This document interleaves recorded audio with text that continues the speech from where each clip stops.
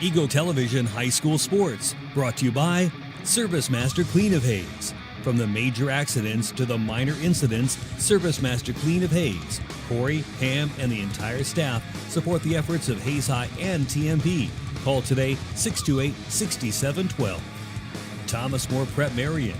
Through the dedication of students, parents, teachers, and alumni members, the focus is on Christian values and community awareness. TMP, Worlds of Opportunity, investing for eternity. Lifetime Dental Care is devoted to helping you, your family, and friends achieve your healthiest and brightest smile. They are now accepting new patients. Call 625-7969 to schedule your appointment. They know every person's dental needs are unique, and that is why they offer you a comprehensive selection of treatment options in a comfortable and caring atmosphere. Dr. Lowe and his dental team want you to enjoy your visit. Lifetime Dental Care, accepting new patients. Call 625-7969 or see them at lifetimedentalcare.com. Gut Shock Equipment, family owned since 1973. Choose from an incredible selection of products, including Arctic Cat. Stop dreaming, start riding. Always wear a helmet and don't drink and ride. Kurt Staub Agency, your American family insurance agent with locations in Hayes and Ellis. Just the right coverage for wherever your dreams take you.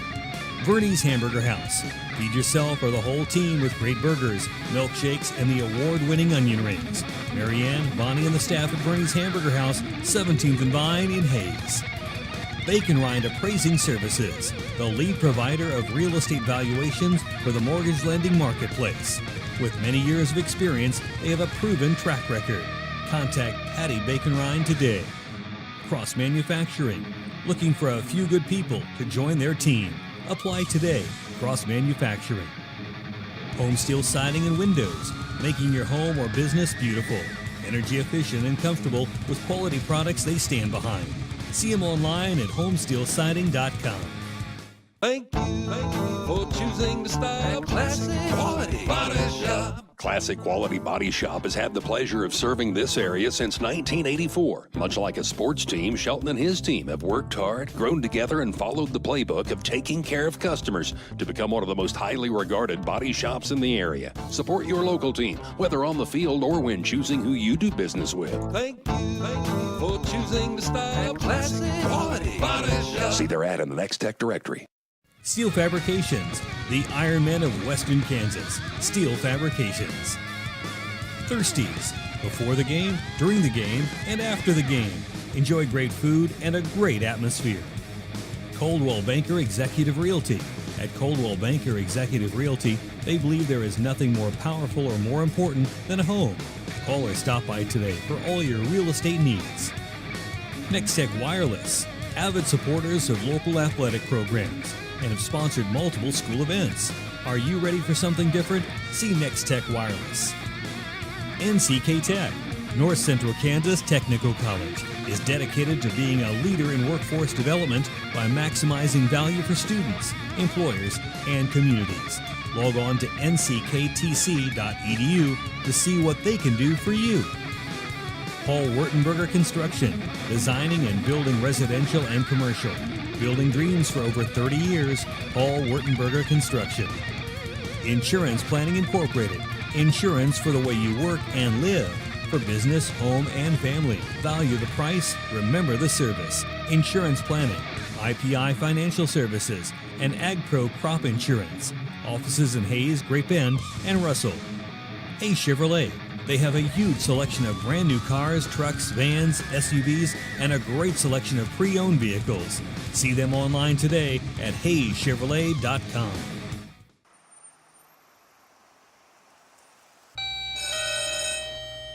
Good morning. Everyone in Hayes says you can clean anything, so can you get this tough stain out?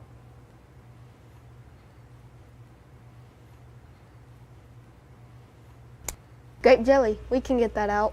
Wow, you guys really are good.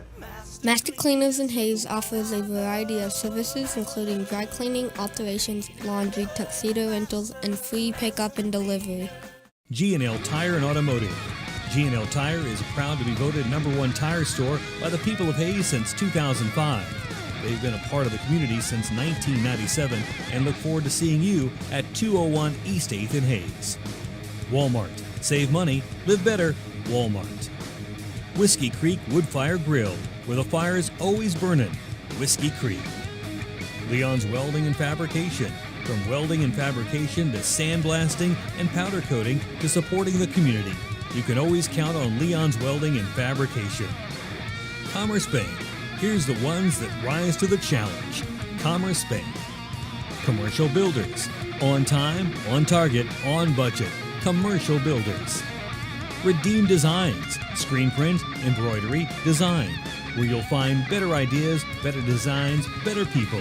Come experience the best. 2204 Vine and Hayes. Redeem Designs. James Motor Company. Proud to serve our hometown athletes. They have an excellent selection of new and used Buick, Cadillac, and GMC vehicles. See the good guys for the best deal around. James Motor Company, 13th and Main in Hayes. It's a beautiful day in our super high-speed internet great customer service neighborhood. Like you, this is where we live. In fact, our company is employee-owned, so it's our goal to improve the quality of life for everyone in our community by delivering faster, more reliable internet, clearer, more feature-laden phone service, quality TV channels, all with the level of customer service you'd expect from people who are your neighbors. Eagle Communications. Our community connected. Eagle Television High School Sports, brought to you by Service Master Clean of Hayes. From the major accidents to the minor incidents, Service Master Clean of Hayes, Corey, Pam, and the entire staff support the efforts of Hayes High and TMP. Call today 628-6712. Thomas More Prep Marion. Through the dedication of students, parents, teachers, and alumni members, the focus is on Christian values and community awareness. TMP, Worlds of Opportunity, investing for eternity. Lifetime Dental Care is devoted to helping you, your family, and friends achieve your healthiest and brightest smile. They are now accepting new patients. Call 625-7969 to schedule your appointment. They know every person's dental needs are unique, and that is why they offer you a comprehensive selection of treatment options in a comfortable and caring atmosphere. Dr. Lowe and his dental team want you to enjoy your visit. Lifetime Dental Care, accepting new patients. Call 625-7969 or see them at lifetimedentalcare.com. Gut Shock Equipment, family owned since 1973. Choose from an incredible selection of products, including Arctic Cat. Stop dreaming, start riding. Always wear a helmet and don't drink and ride. Kurt Staub Agency, your American family insurance agent with locations in Hayes and Ellis. Just the right coverage for wherever your dreams take you. Vernie's Hamburger House. Feed yourself or the whole team with great burgers, milkshakes, and the award-winning onion rings. Marianne, Bonnie, and the staff at Vernie's Hamburger House, 17th and Vine in Hayes. Bacon Rind Appraising Services, the lead provider of real estate valuations for the mortgage lending marketplace. With many years of experience, they have a proven track record. Contact Patty Bacon Rind today. Cross Manufacturing, looking for a few good people to join their team. Apply today. Cross Manufacturing. Home Steel Siding and Windows, making your home or business beautiful. Energy efficient and comfortable with quality products they stand behind. See them online at homesteelsiding.com.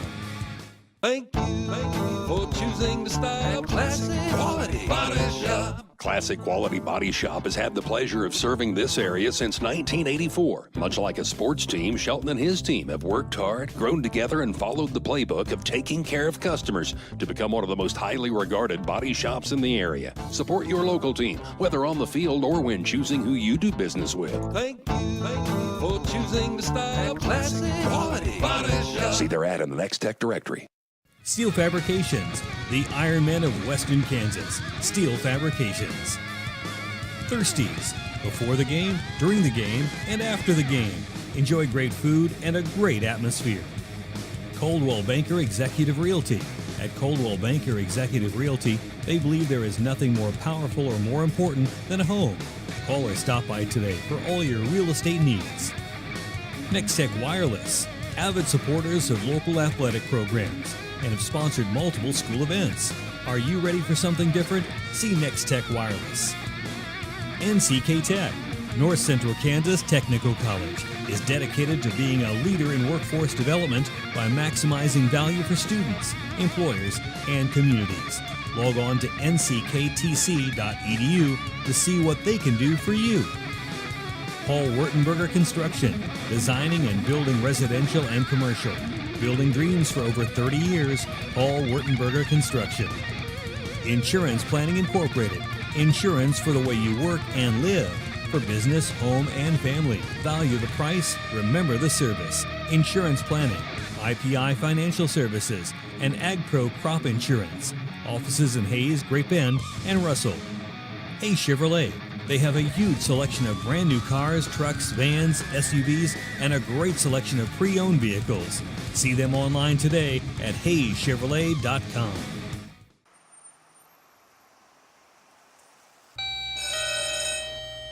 Good morning. Everyone in Hayes says you can clean anything. So can you get this tough stain out?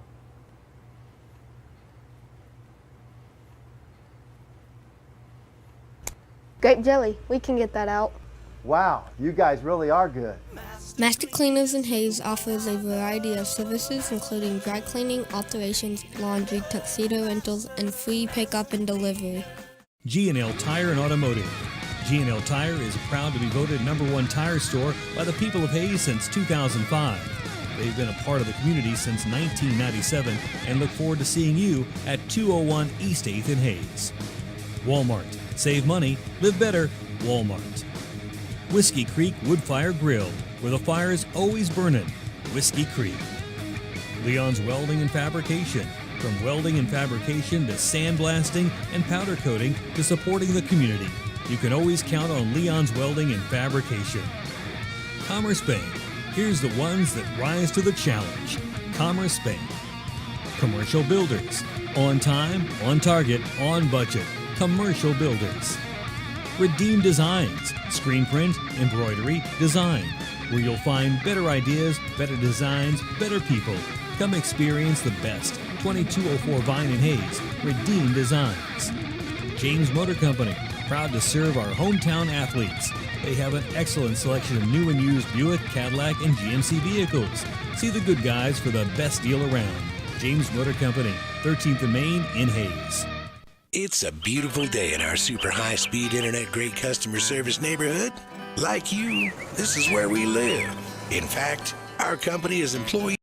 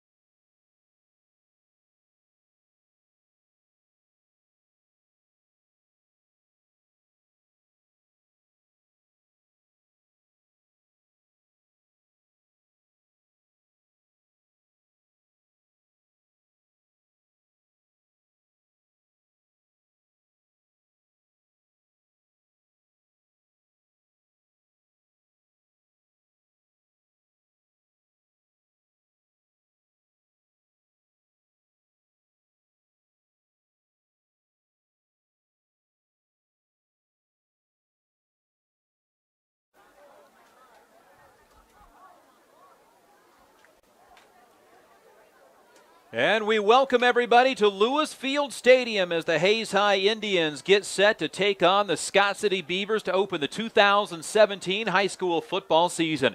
Welcome everybody. I'm Dustin Armbruster along with Kurt David Harrison on the technical side for our Hayes Post and ECTV broadcast, which is in high definition now, both online and on the replay on channel 614. Gabe on the camera work for tonight. A season ago, the Hayes High Indians won in epic comeback fashion with 3 fourth-quarter, fourth-down touchdown passes to beat Scott City. Don't think that Scott City, that went 7-3 and made the playoffs in Class 4A Division II, forgot anything about that game. For the Hayes High Indians, that was their first win of the year, and they garnered just one more during the season, but yet found themselves in playoff contention at the end of the year before finishing 2-7. Scott City is coached by Jim Turner in his second season. Hayes High by Randall Rath in his third season, a 4-14 overall record. In his 19th season coaching, he has 135 career wins. Hayes High will receive and move left to right. Back to return the kick is going to be Will Sinnott. His upbacks are going to be Hayden Brown along with Keaton Markley. Kicking off for Scott City is Moses Hinojos, who is new to the team. The junior tees it up at the 40-yard line, and he'll kick right to left as the Hayes High Indians and the Scott City Beavers get their 2017 high school football season underway. The kickoff is a low, short kick taken by Sinnott at the 11-yard line. Middle return 15, 20, 25, and then he's stacked up there and brought down by Hunter Yeager for the Scott City Beavers. Hayes High 1st and 10 officially at the 26. All right, Hunter Brown was already warming up, throwing the ball to Graydon Mayfield and Wyatt Sheevey on the sideline, so he's warming that arm up. We talked about it before. Scott City's going to be looking for the run. Don't be afraid to air that ball out early during this game, Coach Rath. Some new faces on the line for Hayes High, but senior center Trey Van Pelt is back for a second season, snapping back to Hunter Brown, who stands in the shotgun with Dylan Schmidberger to his left. That snap, it's a keeper by Brown. Brown left side, gets to the 30, gets a man to miss, to the 35, and gets near a first down at the 36-yard line. Gain of 10 for the Hayes High Indians. Hunter Brown as he runs left side on the straight keep for the quarterback. Tell you what, Colton Schendaler did a good job. He's starting at the right guard position, and he's got a tough job tonight. He starts out against a senior, Daniel Nolasco, a 295-pound defensive tackle, and Colton did a great job of blocking him out of the play on that first round. Nolasco missed almost the entire season last year with a shoulder injury. One wide receiver left, this time tied in right for the Indians in a power I formation. It's a handoff left side and nothing doing for the Hayes High Indians. They get stacked up on the left side, handing off to Dylan Schmidberger. In fact, they're going to lose about a yard back inside of the 36-yard line. 2nd and 11 coming up for the Hayes High Indians. And there you had Scott City playing against the run. 4 Scott City Beavers were eyeing that side of the field.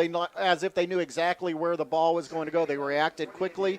Scott City Beavers are playing up close to the line again, trying to stop the run. Dante Blackman's the new left tackle. Left guard Kyler Kinky. Center Trey Van Pelt. Colton Schoendaler is the right guard, and Logan Schulte is the right tackle. The 265-pound junior looked good in camp. Man in motion is Markley to pass for the first time. Brown has Markley open, caught at the 49-yard line on the Scott City side of the field, makes the catch and goes down on the hash. First down at the 47 on a nice completion to a wide-open Keaton Markley. Dustin, you go back in the records. You keep records of Hayes High Indians. You tell me the first time Hayes High Indians pass the ball on the 3rd or 4th play of a season. It doesn't happen very often with Coach Rath. It didn't happen very often earlier with Coach Cornelson. 18 yards for the Hayes High Indians to Keaton Markley. A season ago, Keaton had 26 catches. He had 15 catches for 230 yards. He will start in the backfield some, though lined up as a wide receiver this time. Mayfield into the ball game right side. Markley in motion. This time a keeper by the quarterback, Hunter Brown, gets a yard, maybe 2 to the 45-yard line. They'll give him a yard and a half just shy of the 45. It'll be 2nd down and a full 8 yards coming up for the Hayes High Indians. Tell you what, Scott City's got 2 quick defensive ends. One is Kyle Sherwood. He starts on the offensive line as well, but he's quick. The other one is Wyatt, running back. Wyatt Hayes, Wyatt Hayes, the other defensive end, is quick in there, and both of those in on the tackle. From the 46-yard line, Hayes High on the Scott City side of the field. Shotgun, handoff is going to go to Schmidberger, tries the right side, goes behind Colton Schoendaler and Logan Schulte, bangs his way for a couple of extra yards after initial contact. He's able to get to the 43-yard line. Hayes High will face 3rd down. Hayes High a year ago really struggled on the 3rd down conversion side of things. The last year on offense converting on just 30% of things. It'll be 3rd down and 7 yards. Call it 3rd down and 6 for the Hayes High Indians. Graydon Mayfield coming in for Mason Abar. Again, Graydon Mayfield, the senior, 6 foot 4 inches tall, 184 pounds as a wide receiver. Third down for the Indians. 2 wide receivers left, 2 to the right. Will Sinnott is in the slot. Extra protection in the backfield. Hunter Brown back to pass, and somebody didn't know the play was going on. Nobody moved. The ball snapped, and nobody moved. The play is off, and Trey Van Pelt pats his chest. That's going to be an incomplete pass. Hayes High had no opportunity for that. Hayes High on 3rd down and 6 has a miscue. Will they punt the ball away? They will. Logan Clark trots on, and the drive stalls out at the 44-yard line. Boy, early season things like that are to be expected from time to time, but Hayes High was moving the ball well. Back to return the punt for Scott City is going to be Jarrett Juergens and Marshall Farrow. Clark with plenty of time to get the punt off. Nice high spiral kick towards the goal line, and it'll bounce 2 yards into the end zone and then roll away from the end line. So a touchback on the 44-yard punt. Hayes High ends up going into the Scott City side of the field, but has to punt it away for the first time tonight. And the Hayes High Indians will have to come up defensively, where this season they start at defensive end Dante Blackman and Dylan Schmidberger. The defensive tackles Chase Browse, Logan Schulte. Linebackers are Palmer Hutchison, Mason Ibarra, Keaton Markley, and Wyatt Sheevy. Wilson at the cornerback along with Hunter Brown. Safety will be Hayden Brown. Scott City at the 20-yard line to start off their first offensive possession. Handoff to Hayes, left side, big hole, and then gets hammered by Markley and then Palmer Hutchison. And Palmer has been waiting a long time to do that. Hutchison planned on playing football a season ago, but because of a heart issue, did not get to play basketball and sat half the baseball season. He's been waiting to unload in football. A gain of 3 on first down for Wyatt Hayes. Ball out to the 23, left hash. Scott City with the ball for the first time, right to left. Under center with the wing back to the right side. Handoff this time to Juergens. Juergens hit in the backfield and dropped. He might make it back to the line of scrimmage. First one there is going to be Schmidberger, who shot the gap. Actually, Schmidberger is now the defensive end. No gain, 3rd down and 7. Tell you what, Chase Browse also involved in that tackle. And I'll tell you what, those 2 defensive tackles up front, Chase Browse being one, great opportunity tonight to have a terrific game. Can Hayes High get off the field defensively? A year ago, they allowed 3rd down conversion rate of 45%. 3 wide receivers for Parker Gooden, who's never thrown a varsity pass. The sophomore quarterback under pressure, throws near side. Wide open on the near side is Marshall Farrow. He's right past the first down marker by a yard. It's going to be a gain of 8 on the pass from Gooden to Farrow, and good enough for a first down. Wyatt Sheevy was coming in from the inside linebacker position on a blitz there, and he was the only one in the backfield, really still 5 yards away from Parker Gooden before Parker got rid of the ball. Farrow, 7 catches a year ago for 196 yards. Nearly half of them, 3 of them, went for touchdowns. New wide receiver to the right side is Adrian Ruelas. He's listed as the backup quarterback.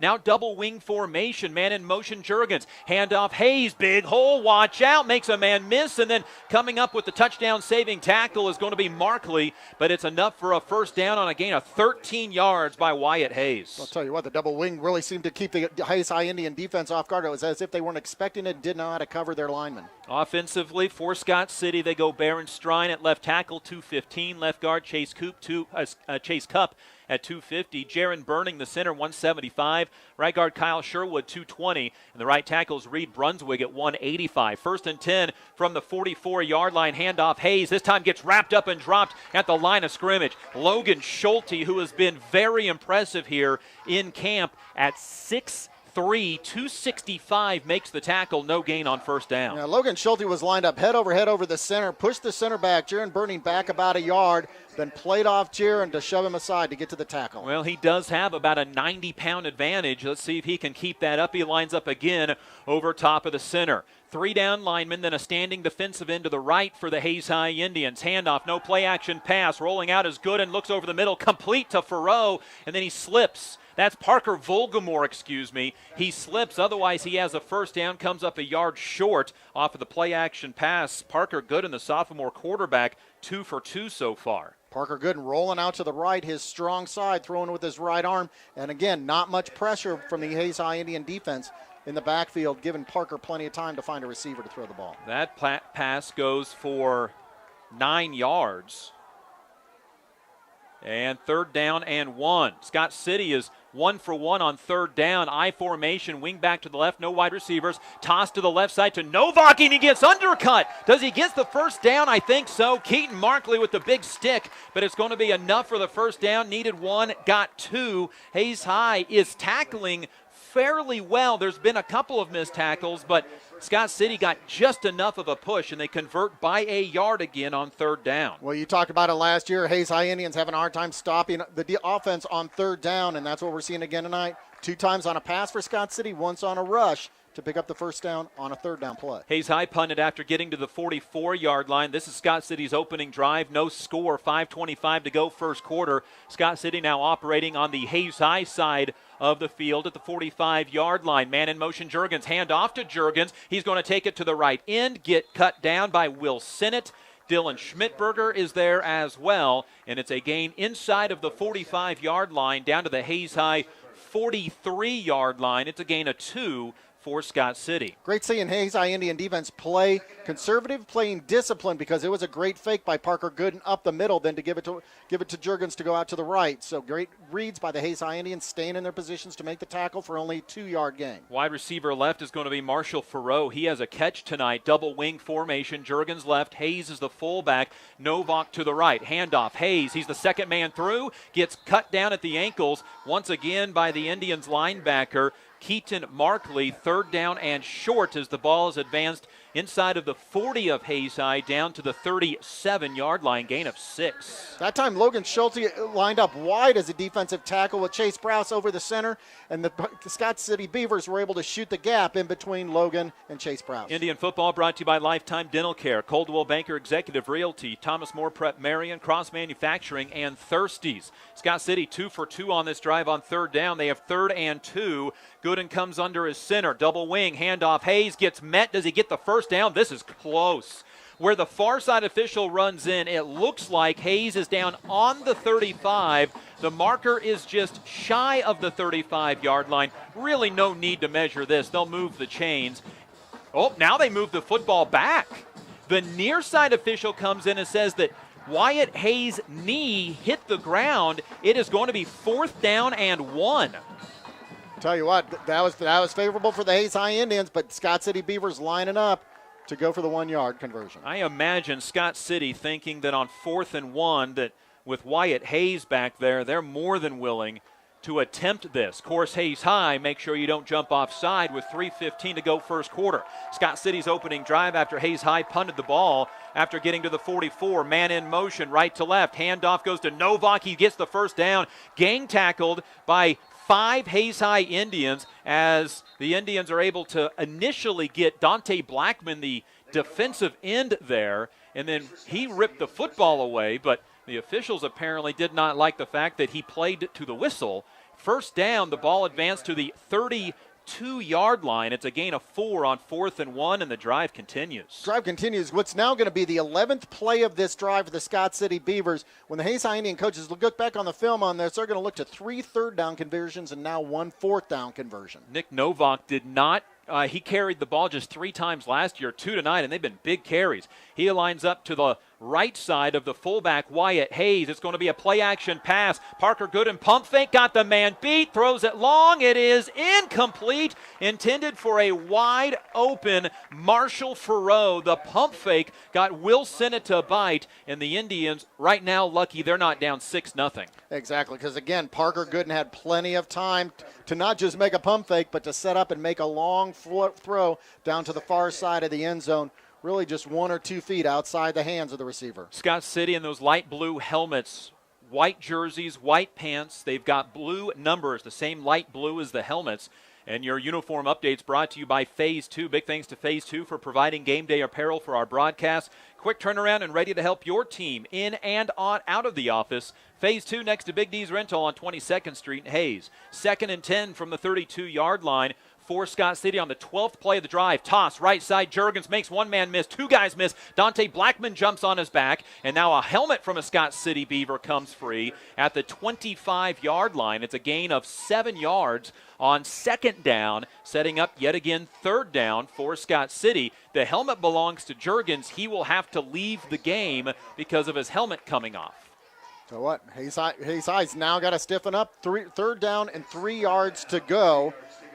They've got to figure out a way to stop this Scott City Beaver run game.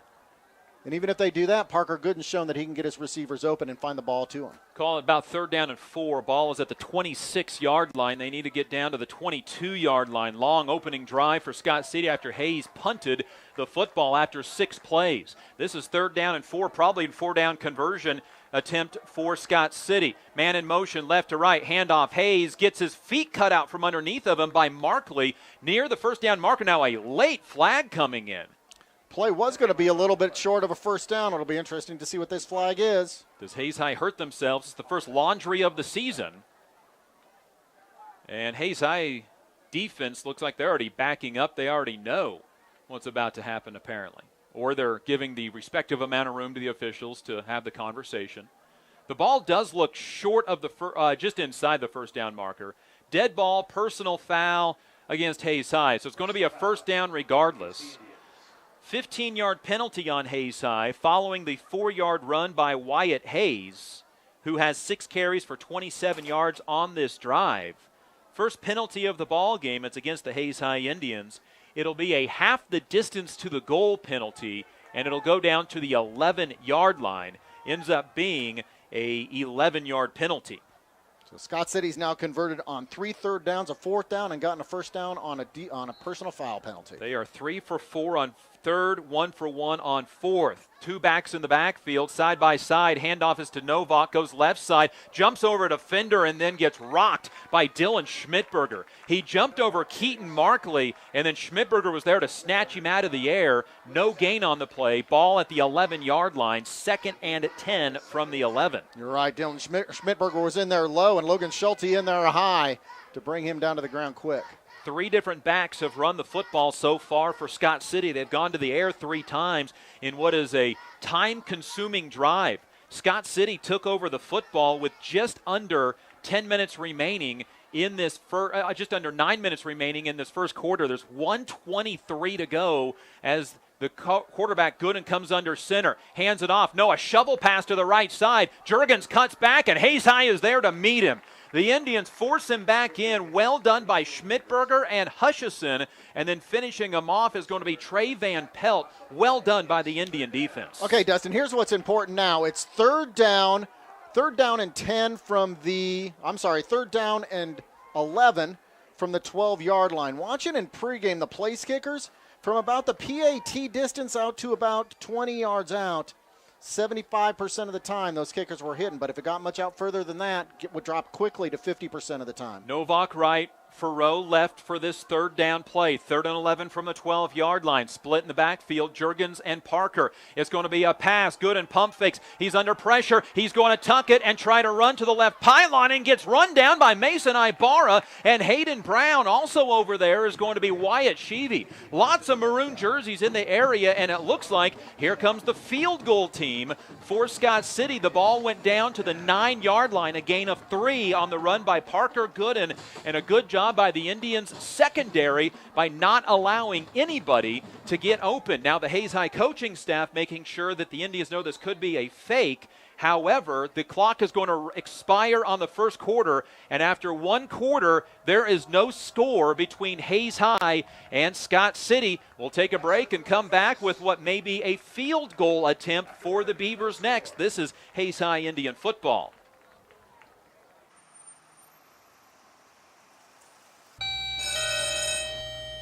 Good morning.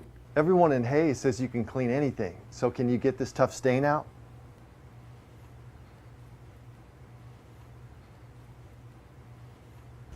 Grape jelly, we can get that out. Wow, you guys really are good. Master Cleaners in Hayes offers a variety of services including dry cleaning, alterations, laundry, tuxedo rentals, and free pickup and delivery. Thank you for choosing to stop Classic Quality Body Shop. Classic Quality Body Shop has had the pleasure of serving this area since 1984. Much like a sports team, Shelton and his team have worked hard, grown together, and followed the playbook of taking care of customers to become one of the most highly regarded body shops in the area. Support your local team, whether on the field or when choosing who you do business with. Thank you for choosing to style. Classic quality body shop. See their ad in the Next Tech directory. He scores out considering how fast that just went. All right, here we go. Fresh 12 minutes put up onto the clock. 16 plays so far for Scott City, who looks like they're going to line up for a field goal attempt. Moses Hinojos, who was a late addition to the team, Kurt David, is going to be kicking this field goal from the left hash. The wind going to be at his face a little bit, but down where they're at on the field, there's not going to be much of a wind. Left hash, this will be a 26-yard field goal attempt. Yeah, it's going to be a 26-yard field goal attempt. I'll tell you, in pregame practice, he was hitting these somewhere between 50 and 75% of the time. Point being, he didn't hit it clearly every time, and a couple times it was awfully flat and blockable. So Hayes High Indians have got a chance to keep this game scoreless here. This is the first play of the second quarter. The snap is down. The kick is up. It is on the way. It is going to be good, and we have a 3-0 score on the 26-yard field goal by Scott City's Moses Hinojos, a junior who was a late addition to the team. And for the Scott City Beavers, 16 plays. That is a very impressive drive, but Hayes High did not give up any real big plays. They just couldn't get off the field on third down. 16 plays, 75 yards. Yeah, they couldn't get off the field because they gave up 3 third-down conversions. They gave up a fourth-down conversion and then a personal foul penalty to give a first down and allow Scott City to continue a drive. 16 plays, 70 yards, consumes 8 minutes and 52 seconds of clock time. Dustin, a quality drive. Scott City coaches Jim Turner's got to be very happy.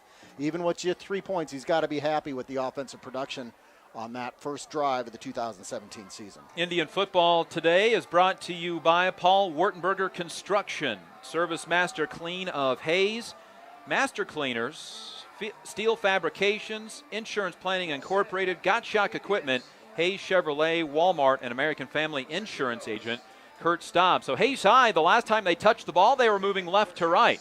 Well, now they're right to left because the first quarter has gone in the books. By the way, 72 degrees at first kick, wind around 10 miles an hour, rain beforehand, but that does not seem to have affected any of the teams. Dodge City misses on a 52-yard field goal at the end of the first quarter in their game as they're in Wichita facing Wichita West in the Pioneers. Hinojos with the kickoff, a short one, going to be taken by Sinnott at the 14-yard line. Middle return 20, 25, dances there and gets brought down. Pretty good kick coverage by Scott City. An 11-yard kickoff return, and Hayes High will have the football for a second time, now trailing 3-0 after Scott City's opening drive of 16 plays. Hayes High Indians started the game on their first drive at the 26-yard line. This time they start on the 25-yard line, so pretty consistent coverage by the Scott City Beaver kickoff coverage unit. Now it's time to see what Hunter Brown and the offense can do. Put together a quality drive just like Parker Gooden and Scott City did. Graydon Mayfield lines up as a wide receiver to the right. To the left is going to be Wyatt Sheevy. And now Will Sinnott went left, now right into the slot. Still 9 seconds to get the play off. Under center is going to be Hunter Brown. Out of that I formation, it's going to be an option play to the right to Markley. Markley trying to get back to the line of scrimmage and can't do it. Gets cut down, and that play got strung out quickly by the Scott City defense. Tackle made by Adrian Ruelas, a 155-pound senior with 13 tackles a year ago. Hayes High loses a yard on the play. Hey, again, the Scott City defense looking to play the run, and Hunter Brown showing that he can throw the ball a little bit, but hey, Hunter Brown's going to have to open up this field or Scott City's going to continue to key off the backs of the Hayes High Indian offense. Mason Ibarra will split out to the right side. The tight end now wide receiver to that side. Sheevy and Markley to the left side. Shotgun formation for Brown with Schmidberger to his left on second down and 11. Man in motion. High snap is going to go to Tavian Creamer. He gets to the outside and then gets planted. Gets back to the original line of scrimmage, taken down by Jordan Horn, the senior who had 45 tackles, comes up from a safety spot, gets just almost back to the 25-yard line. It's going to be third down and 10.5. Hayes High 0 for 1 on third down so far tonight. On both of those last two plays that were designed to go outside the perimeter, the defensive line for the Scott City Beavers controlled the offensive line. they were able to get in on the tackle, not blocked out at all. Shotgun on third down, 3 wide receivers right. Hunter Brown to throw. He's looking under some pressure now, has a little bit of room to run, has an alley to the 30, but not near enough. There was 2 guys there to try to take him down, and they did so at the 31-yard line. It's going to be a gain of 5, maybe 6 yards, and it's going to be a 4th down for the Hayes High Indians, who are 3 and out after being on defense for 16 plays. Hunter Brown with that 6-yard run, now 3 carries, 18 yards, and Indian offense looking a little shaky so far in this first half of football. First punt for Clark went 44 yards with no return, a high snap. He does a good job to bring it down. Punt is on the way, bounces, picked up at the 31-yard line, left side return by the return man. That is going to be Farrow, gets up the left sideline and then taken out of bounds, stays on his feet into Hayes High territory and steps out at the Indian 48-yard line. The punt is 38 yards. The return is 19 yards, and Scott City has the football in Hayes High territory at the 48-yard line after the Indians go 3 and outs. That's what we talked about. One of the keys to the game on special teams. Don't give up a big play. Stay in your lanes. And that time, all of the coverage unit got sucked to the inside, opened up the wide far side of the field to pick up a lot of yards for Scott City. So the ball is on the plus side of the field for Scott City at the Indian 47-yard line is where they officially mark the football. Hayes High defense needs to bow their backs and get this football back relatively quickly. After 1 quarter, Bueller and McPherson, number 4 McPherson, Bueller number 2 in the state preseason. They are tied at 0.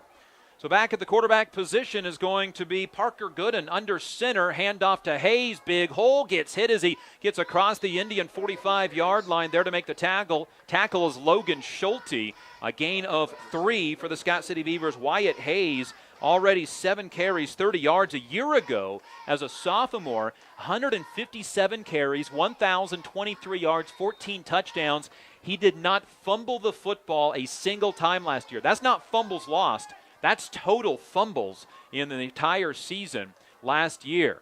2nd down from the Hayes High side of the field for Scott City. They're moving left to right, 2nd down and 6 after that. We'll call it 2nd down and 7 after a 3-yard gain. Man in motion is Hayes. He comes out as a wide receiver. Toss that way to Juergens. Juergens tries to get to the outside 40. 35, watch out, 30. Wilson tries to make the tackle. Cannot. 15, 10, 5, touchdown. Flag on the play. Back behind the 40-yard line. Will this be coming back? I think it'll be coming back. Now, Dante Blackman at the defensive end wasn't able to get outside of the perimeter. There was almost like a pick block against him, and then he was down on the ground, not able to get back up, so almost as if somebody might have pulled Dante Blackman back towards the inside. Yeah, the ball's already being brought back, so credit the penalty for the touchdown. Hayes High is going to see Scott City pick up their first penalty of the game, and it wipes 6 points off the board.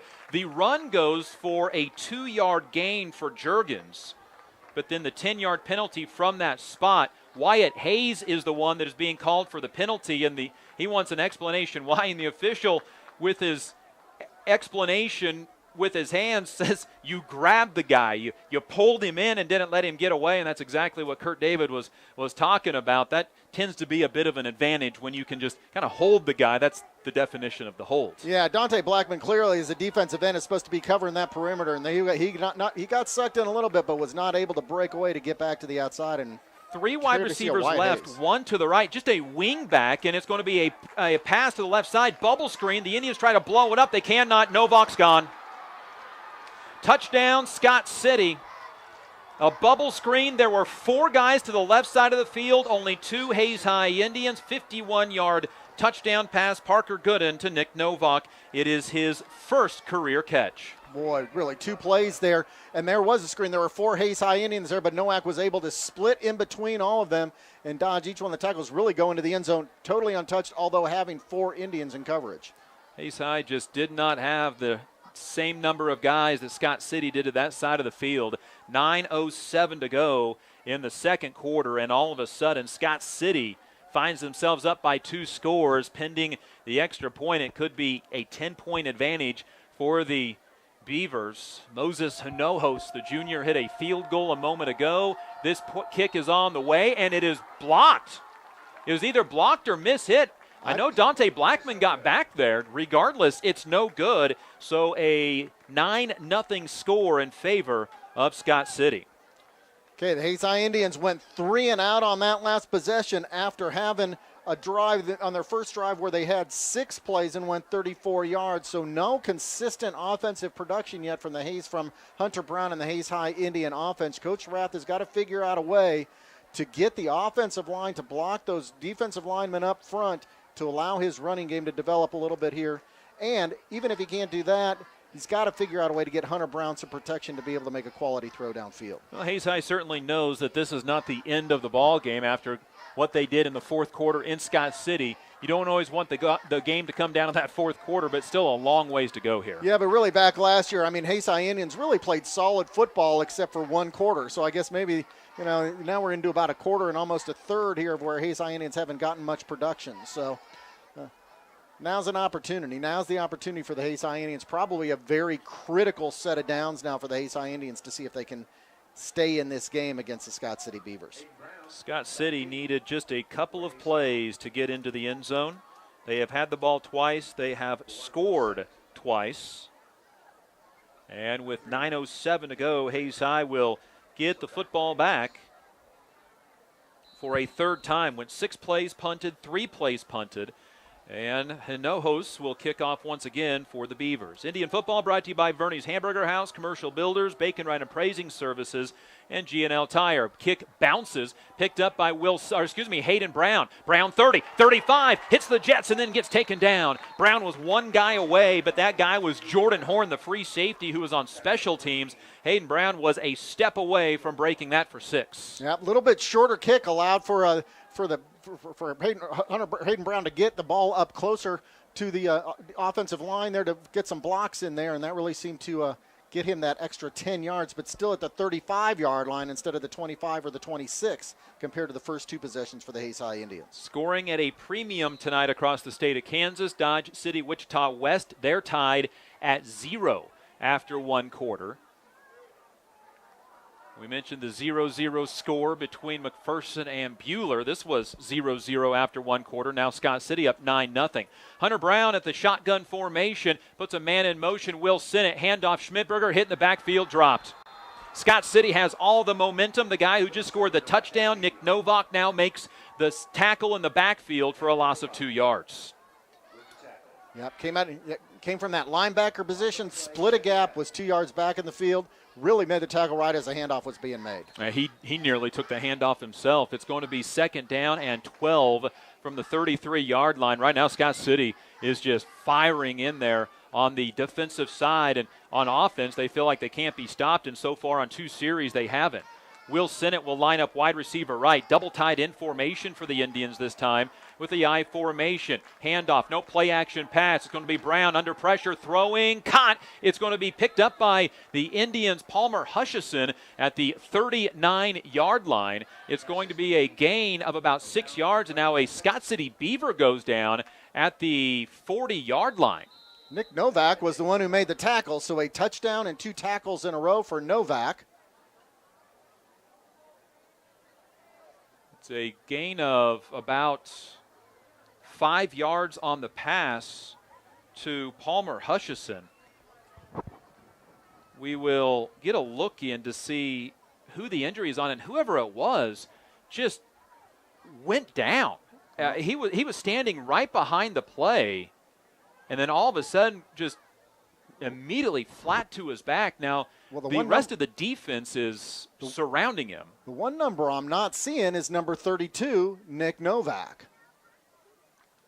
And that's who it is. He gets up. He's going to walk off the field. Whatever it was, it got everybody quiet in a hurry. And he looks fine. He's up walking around. I will tell you the Novak family, which includes, if I recall correctly, my substitute on the color, Mike Holliday, is his uncle, if I recall correctly. He's working around his right leg. I wonder if that was cramps for him. Well, regardless, he is okay. Dodge City just misses on a 39-yard field goal. There's a scoreless tie still. And now McPherson has just taken a 7-0 lead on Buhler. just inside of 11 minutes to go in the second quarter. We don't have any score updates on Liberal Ulysses at this point, nor Great Bend and Coffeyville. So 3rd down and 6. Hayes High is 0 for 2 on 3rd down so far. Pistol formation, play action pass, rolling out to his left, trying to throw to his right, and it's going to be incomplete. Hunter Brown had absolutely no time. That play was blown up from the very beginning and nobody there to throw to. Yeah, Kyle Sherwood, he's the defensive end on the side, not blocked, was able to get into the backfield very quickly. Sherwood, a 220-pound junior, was quick to get in Hunter Brown's face. So Hayes High 3 and out on a second consecutive possession. Each of their first 3 possessions are going to end in punts. This punt from the 39-yard line, Clark 44 yards, then 38 yards. Back to return the punt is going to be Juergens and Farrow. Clark's punt, a end-over-end kick that's going to bounce and take a high bounce. Then it's touched by Juergens. That's a live football. He picks it up back at the 10-yard line, has an alley to the 15, now out to the 20, sidesteps the defender, 25. He's at the 30, gets tackled from behind, clear up by the 37-yard line. That's a 27-yard return after what was a near disaster of a 51-yard punt. The extra bounce actually went a little too far, caused the Hayes High Indians to get out of their lanes in pursuit. And again, we talked about that again. The punt coverage team now on 2 times has given up great big yardage because they're getting sucked into the middle and not being able to cover their lanes. Indian football brought to you by Whiskey Creek, Home Steel Siding and Windows, Next Tech Wireless, and Redeem Designs. Hayes High, a man getting onto the field late.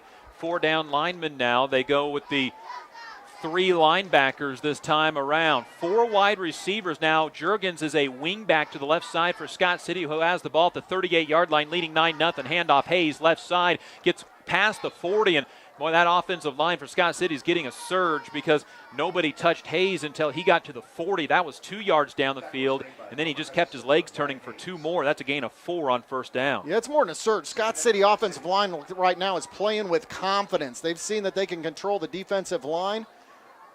Done a terrific job. Kyler Kinky was in on that play, coming out now for 2nd down. 1 wide receiver left. That is going to be Marshall Farrow with the catch. 2 wide receivers right, including Parker Volgamore. He has a catch. Hayes, the lone back. He's going to block this time. Play action pass, and it's intended for Volgamore. And as the ball got to his fingertips, he got lit up by Keaton Markley, and Volgamore is still down on the grounds. That pass was high, and as it hit the fingertips of Volgamore, he got rocked. And now one of his offensive linemen, Reed Brunswick, the right tackle, pulling on his arms to try to pull him up. Keaton Markley, a vicious hit.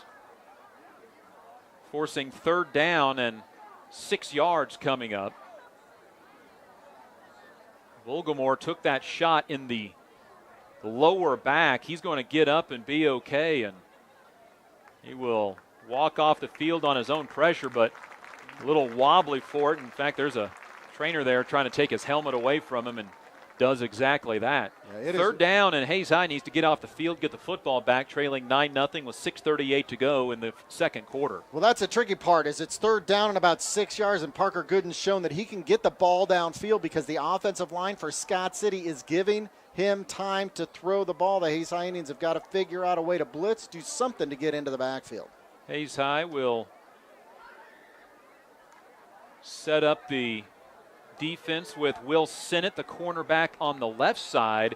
Tavian Kramer is in as the cornerback on the right side, in for Hunter Brown, who's taken a defensive series off. 3rd down and 6. It's a play action pass. Gooden to throw. Under some pressure. Rolls out to his right. Has all day to run. 1st down and more. 50, 45. Stiff arm to the 40. And then a late hit. And they're not going to throw the flag, at least as of yet. Quite honestly, that should have been 15 yards on Hayes High. Big run for Parker Gooden. His second run of the game. And again, Parker Gooden, plenty of time back down there to find a receiver. No receivers open, but still plenty of time to get to the outside and pick up a number of yards to get in the Hayes High Indian territory now on the 39-yard line. That's a run of 19 yards for Parker Gooden. Hayes High sees Scott City now being 4 for 6 on 3rd down so far.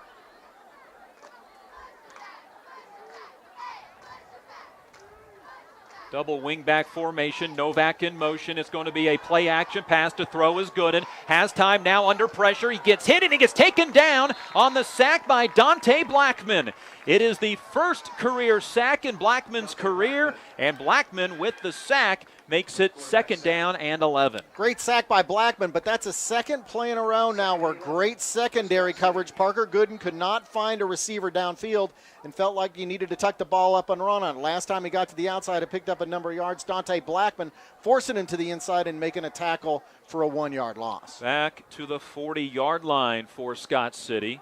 They have scored on each of their first 2 possessions, a field goal and then a touchdown, but missed the extra point. 2nd and 11. They just converted on 3rd and 6 2 plays ago. Play clock down to 0, and the play clock expired. That'll be a 5-yard penalty on the Beavers. Their second penalty of the game. 5:37 to go, second quarter. It'll now be 2nd down and 16. From the Hayes High 45 on the delay of game.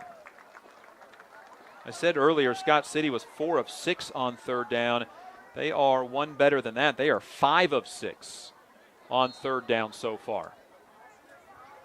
Hunter Brown now back in at the cornerback to the right side. Marshall Farreau comes out as Adrian Ruelas in for Scott City, lines up to the left. Tight end to the right side is Volgamore. Wing back to the right side is Novak. Hayes and Juergens in the backfield. It's going to be a play-action pass. Gooden looking to the right side under some pressure. He goes down in the backfield. Ball is loose, and the Hayes High Indians can't fall on it.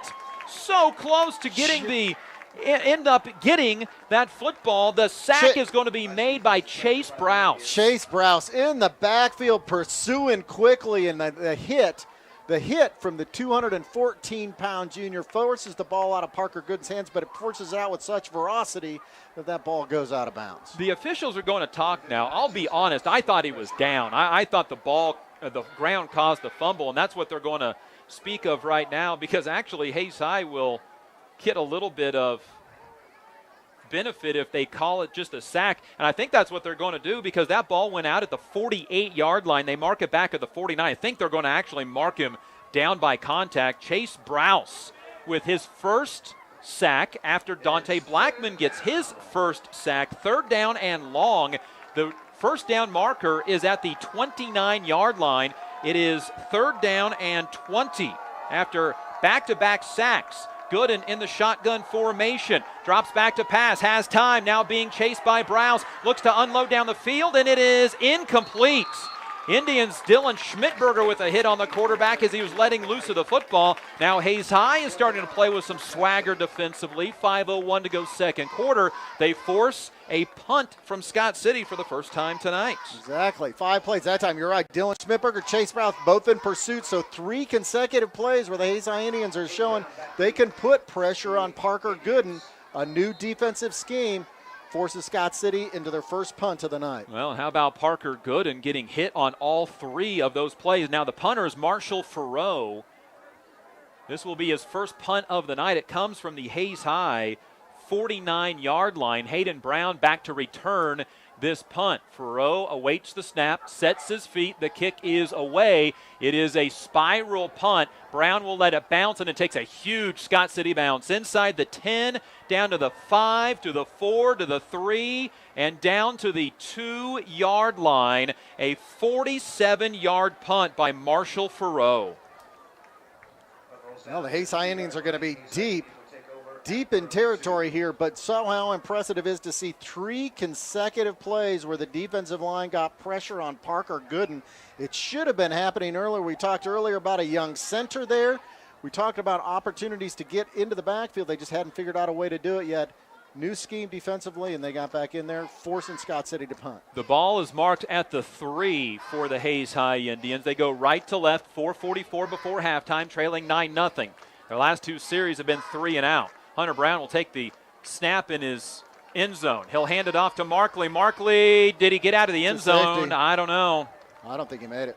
He did get out of the end zone. The ball was out of the end zone when his knee went down. Now, Daniel Nolasco loses his helmet. He's going to have to come out of the game. He's looking around.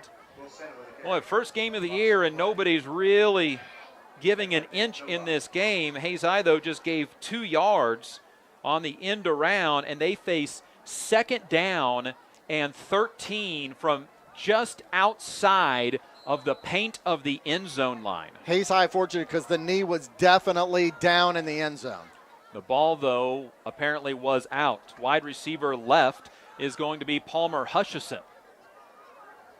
Excuse me, that's Wyatt Sheevy. Power I formation. Brown under center. It's going to be a handoff, and getting out of the end zone is going to be Hayden Brown. Keeps his legs turning, and he's going to get out to the 5-yard line. Hayden Brown getting his first handoff of the season. Picks up 5 yards, and it'll be 3rd down and 8. Hayden Brown picks up 5 yards on his own because he was tackled in the end zone for what could have been a safety. So Hayes High has not converted on a 3rd down yet tonight. 0 for 3 on 3rd down, all resulting in punts. They're trying to not go 3 and out for a 3rd consecutive drive. 3:45 to go 2nd quarter. Hayes High with a little wind at their back, down 9-0. A field goal from Scott City, a touchdown from Scott City. They then missed the extra point. Coach Randall Rath trying to get the attention of the official because Hayes High wants a timeout. Indians will burn their first timeout of the first half.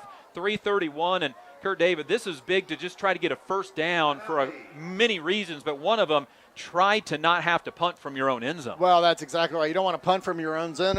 And at this point, the Hayes High Indians have only held the ball for about a minute here. So their time of possession so far is dismal, 4, 5, 6, 7, or 8 minutes compared to an 8-minute, 52-second drive for Scott City Beavers. Now, since then, it's been a 1-minute drive, a 2-minute, 35-second drive. But in 1 minute, Scott City scored a touchdown, too. So Scott City's been very efficient offensively except for this last previous drive. Hayes High Indians have got to figure out a way to keep hanging on this ball. They're going to give up the ball in the second half. Remember, Hayes High received the ball to start the game. Hayes High Indians have to punt here. There's a big opportunity then for Scott City to hold the ball for the last possession of the first half and that first possession of the second half. And if they were to score on both those drives, this game could be out of reach. Dodge City is now down 14-0 to Wichita West after a pick 6 for the Pioneers. After 1 quarter, Abilene leads TMP 14-0. Scoreboard update is brought to you by Hayes K-Lawn. The green grass you want in the spring starts with spraying in the fall by Hayes K-Lawn. Call Kirk Maska 623-0674 or Kurt Viner at 623-8427. And Indian football is brought to you by Eagle Technology Solutions. IT support along with your data backup needs. Technology done right for from Eagle Technology Solutions. 3rd down, Hunter Brown to pass, looks down the field, caught. It's a 1st down. Catch is made by Wyatt Sheevy. It's across the 15 to the 17-yard line. It's a gain of 12, and Hayes High has their first down on a 3rd down conversion tonight. And how important that was, again, to move that ball down the field. Now the Hayes High Indians have got 4 more downs to play with to try and pick up some additional yardage and make something happen offensively here before they go in for halftime. Ball to the 17-yard line. Hayes High moving right to left, down 9-0. Shotgun formation. 5 wide receivers now for the Indians. 4 down lineman Scott City. They don't bring a blitz. Brown to throw, has Schmidberger deep, and it's in and out of his hands. He got behind the linebacker. He got behind Jarrett Juergens, and it hit his hands, and Schmidberger couldn't come down with the football at the 45. I'll tell you what, though, Hunter Brown was going to be under pressure because Daniel Nolasco, and I'll tell you what, another defensive lineman for the Scott City Beavers were pushing the Hayes High Indians backward into Hunter Brown's face. 2nd and 10 from the 17-yard line. Indian football brought to you by NCK Tech, Commerce Bank, James Motor Company, Leon's Welding and Fabrication, and Eagle Communications. Our community connected. Trey Van Pelt leads the line up as the center, flanked to the left and right by 2 players each. 3 wide receivers, 2 of them to the left side of quarterback Hunter Brown. The snap again comes way too early. Brown is under pressure, and he goes down at the 5. Hayes High snapped the ball for a 2nd time way too early.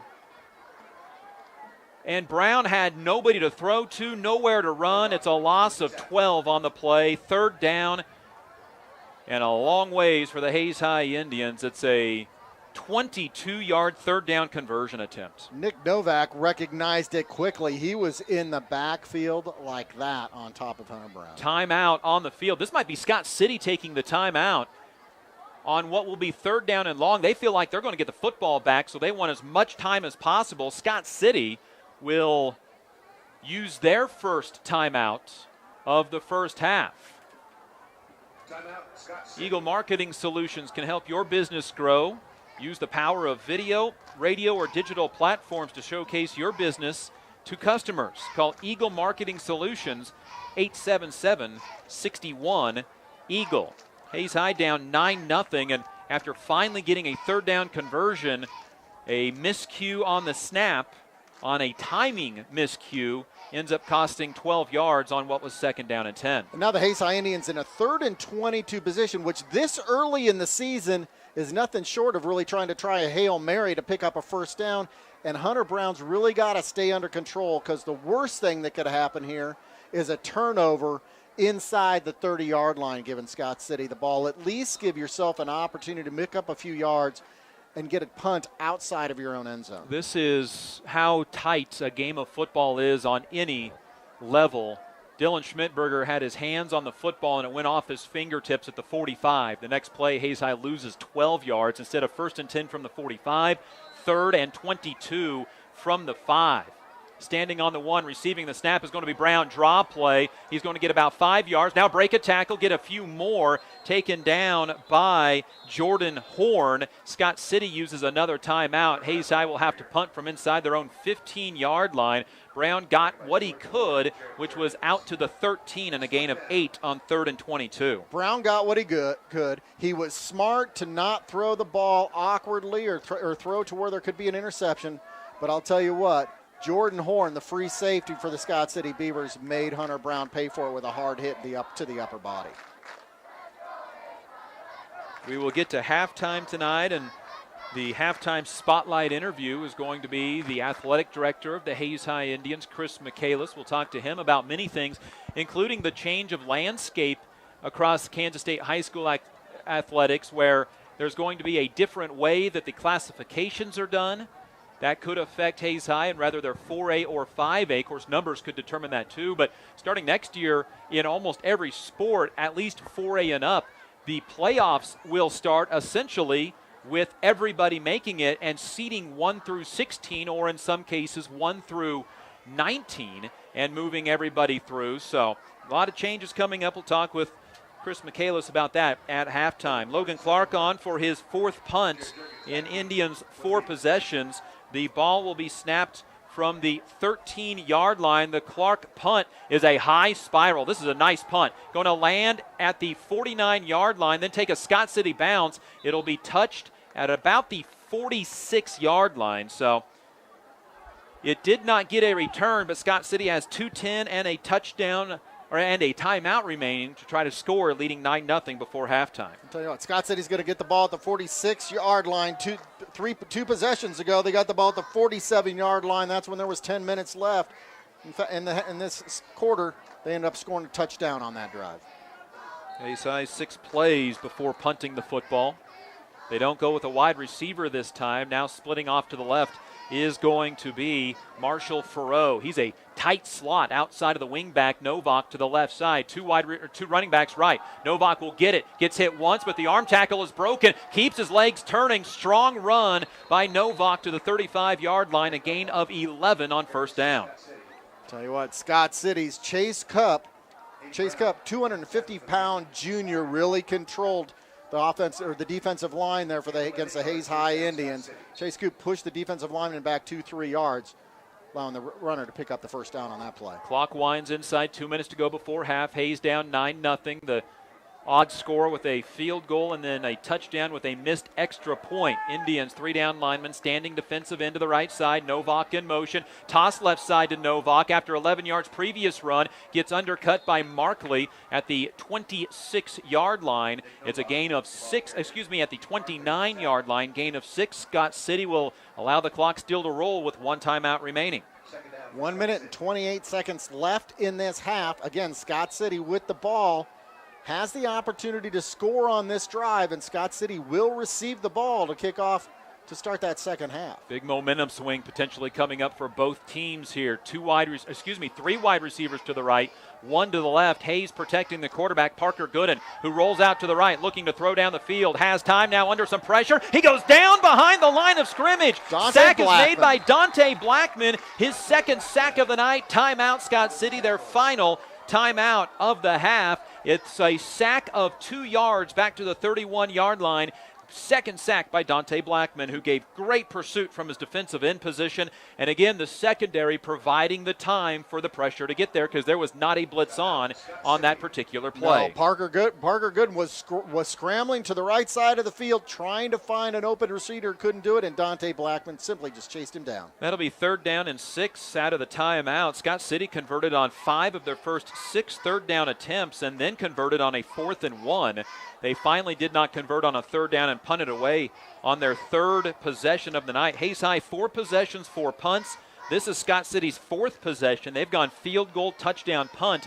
It was a 9-0 score right now with 58 seconds to go before halftime. And Hayes High right now needs to keep it 9-0, get to the halftime locker room, and find some adjustments for the second half. Well, they found some adjustments, at least from the last possession where they forced Scott City into a punt. And now you see on that pass play, the Hayes High Indian defense has found a way to get through the gaps, control the line of scrimmage from the pass part of the play.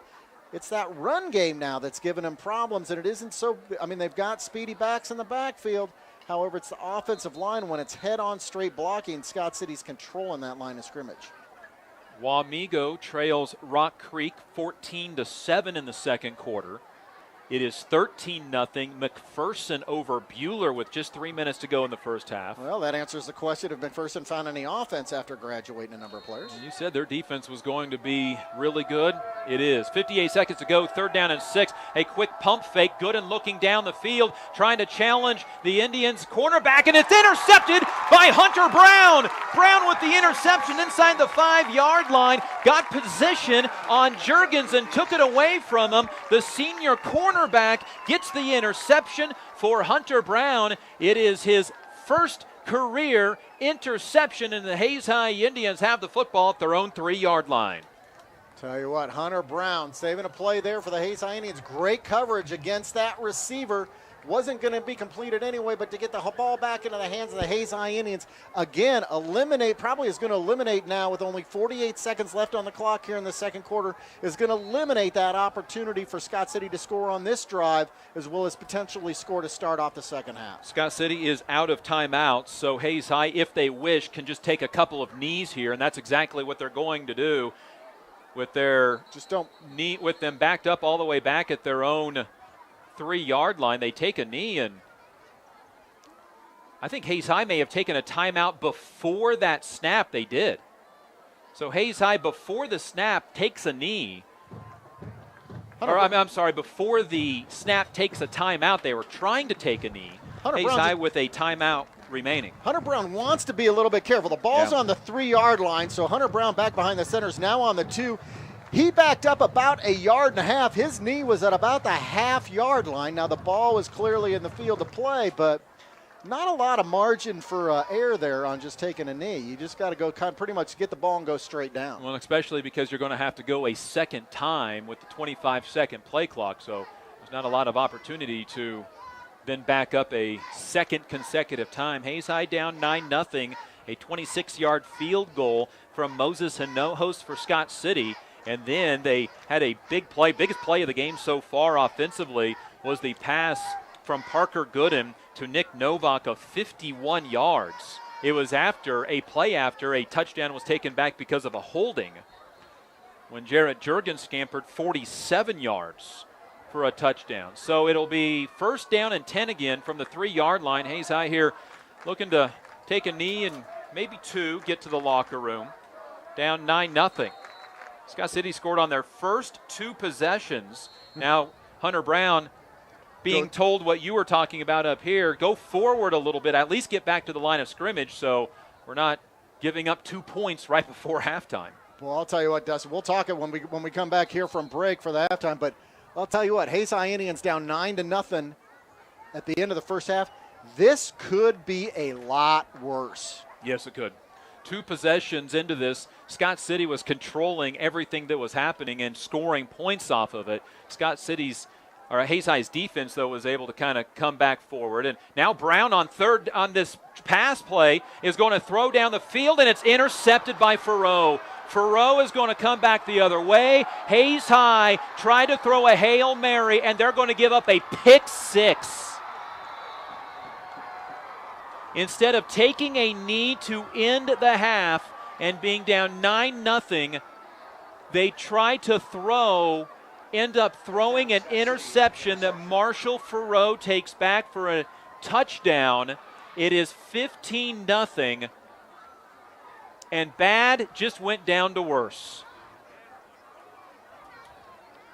Dustin, I'm going to get thrown off the broadcast for this contest. That throw is not on Hunter Brown. That throw goes on the coaching staff. You take a knee, you're going to try to take a knee to run out the clock, and you decide to throw the ball from your own 2-yard. Hunter Brown's backed up and in the end zone. Well, I know you're trying to make something happen. The extra point is good. I'll be honest, I don't know if that is, and that is the final play of the half. I don't know if that is, I don't know if that's coaches. I don't know if that is players, of who decided that was going to happen on the final play. Regardless, everybody needs a break. 16-0 halftime. Hayes High trails Scott City here at Lewis Field Stadium.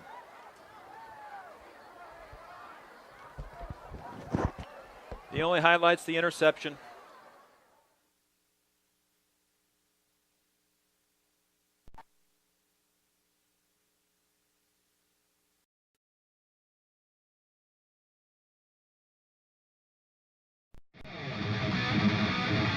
Eagle Television High School Sports, brought to you by Service Master Clean of Hayes.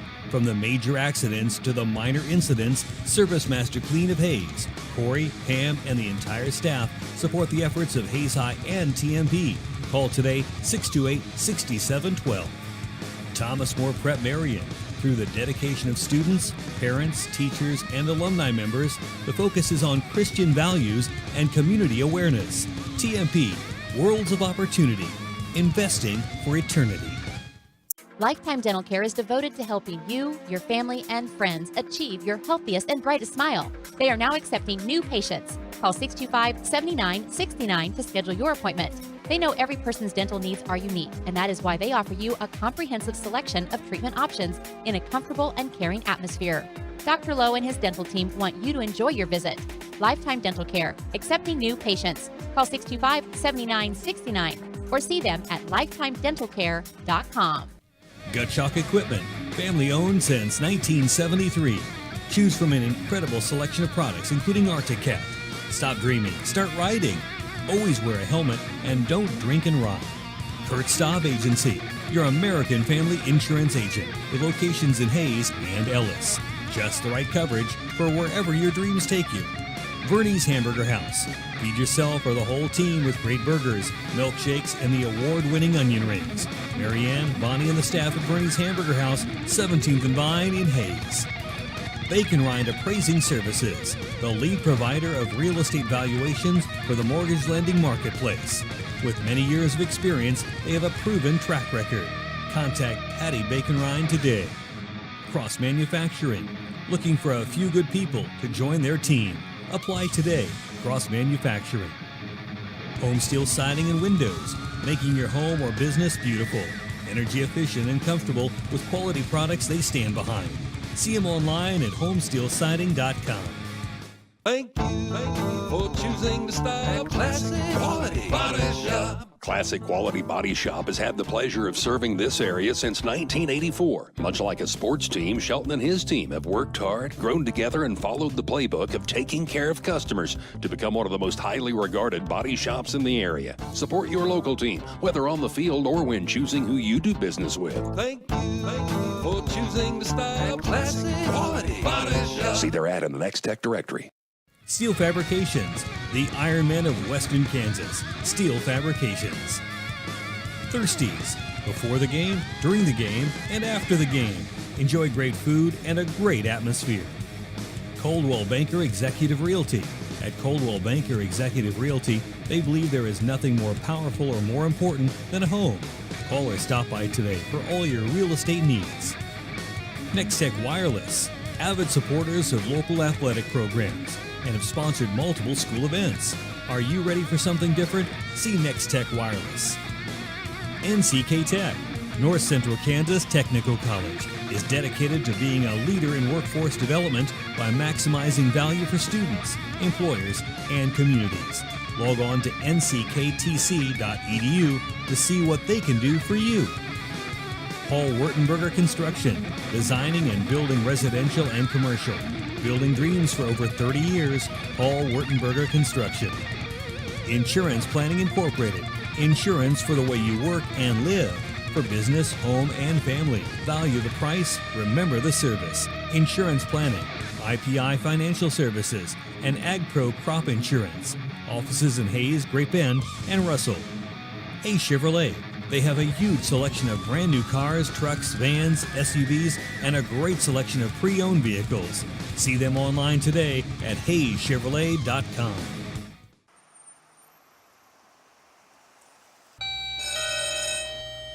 Good morning. Everyone in Hayes says you can clean anything, so can you get this tough stain out?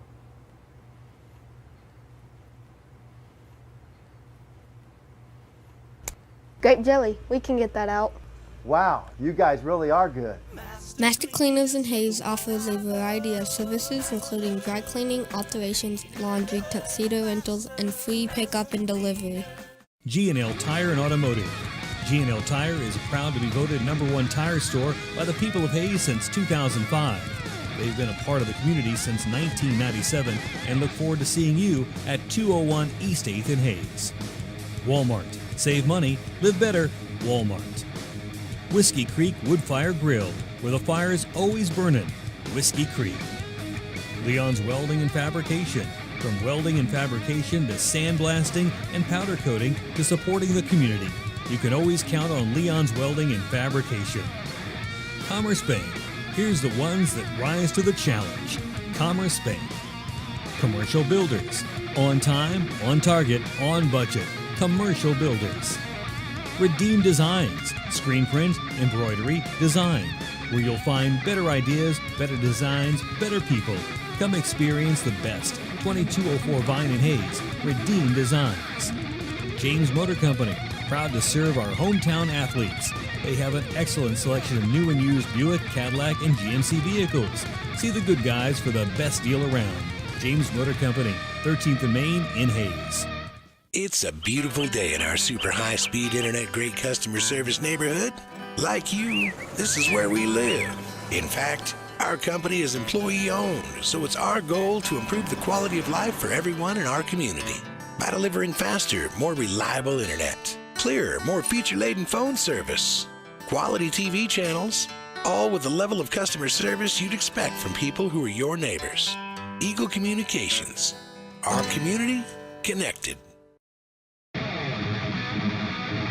Eagle Television High School Sports, brought to you by Service Master Clean of Hayes. From the major accidents to the minor incidents, Service Master Clean of Hayes. Corey, Pam, and the entire staff support the efforts of Hayes High and TMP. Call today 628-6712. Thomas More Prep Marion.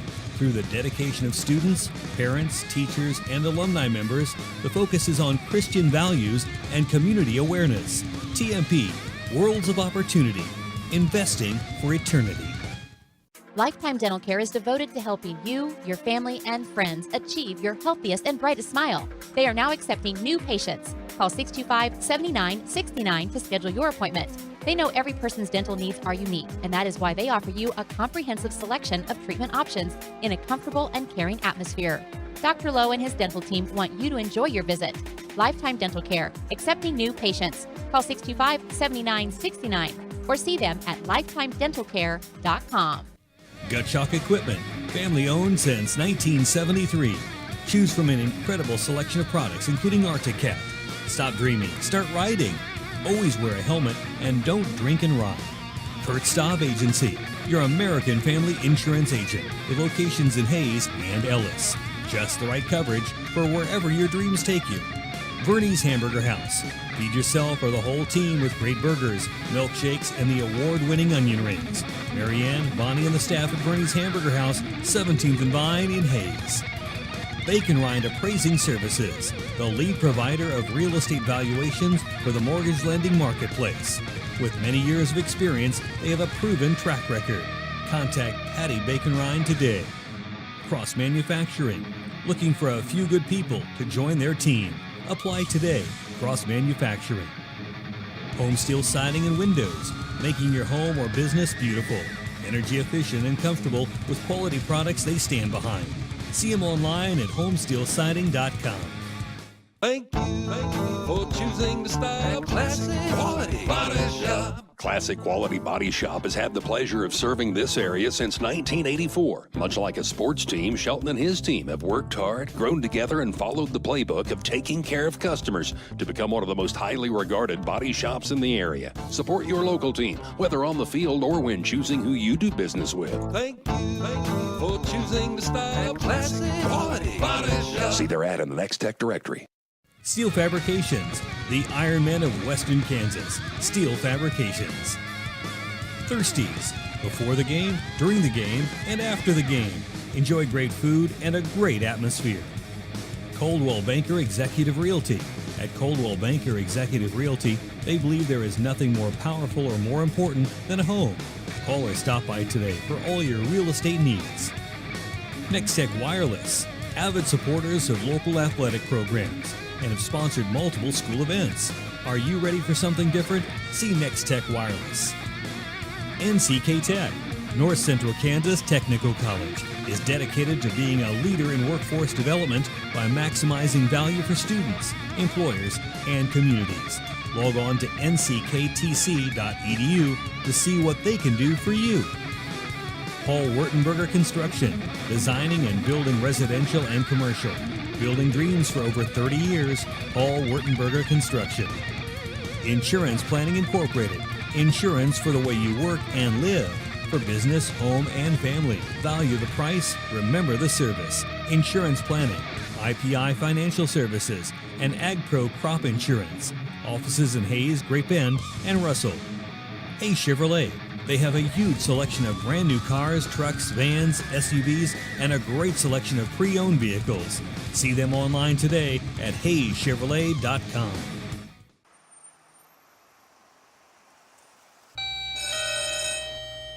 Good morning. Everyone in Hayes says you can clean anything. So can you get this tough stain out?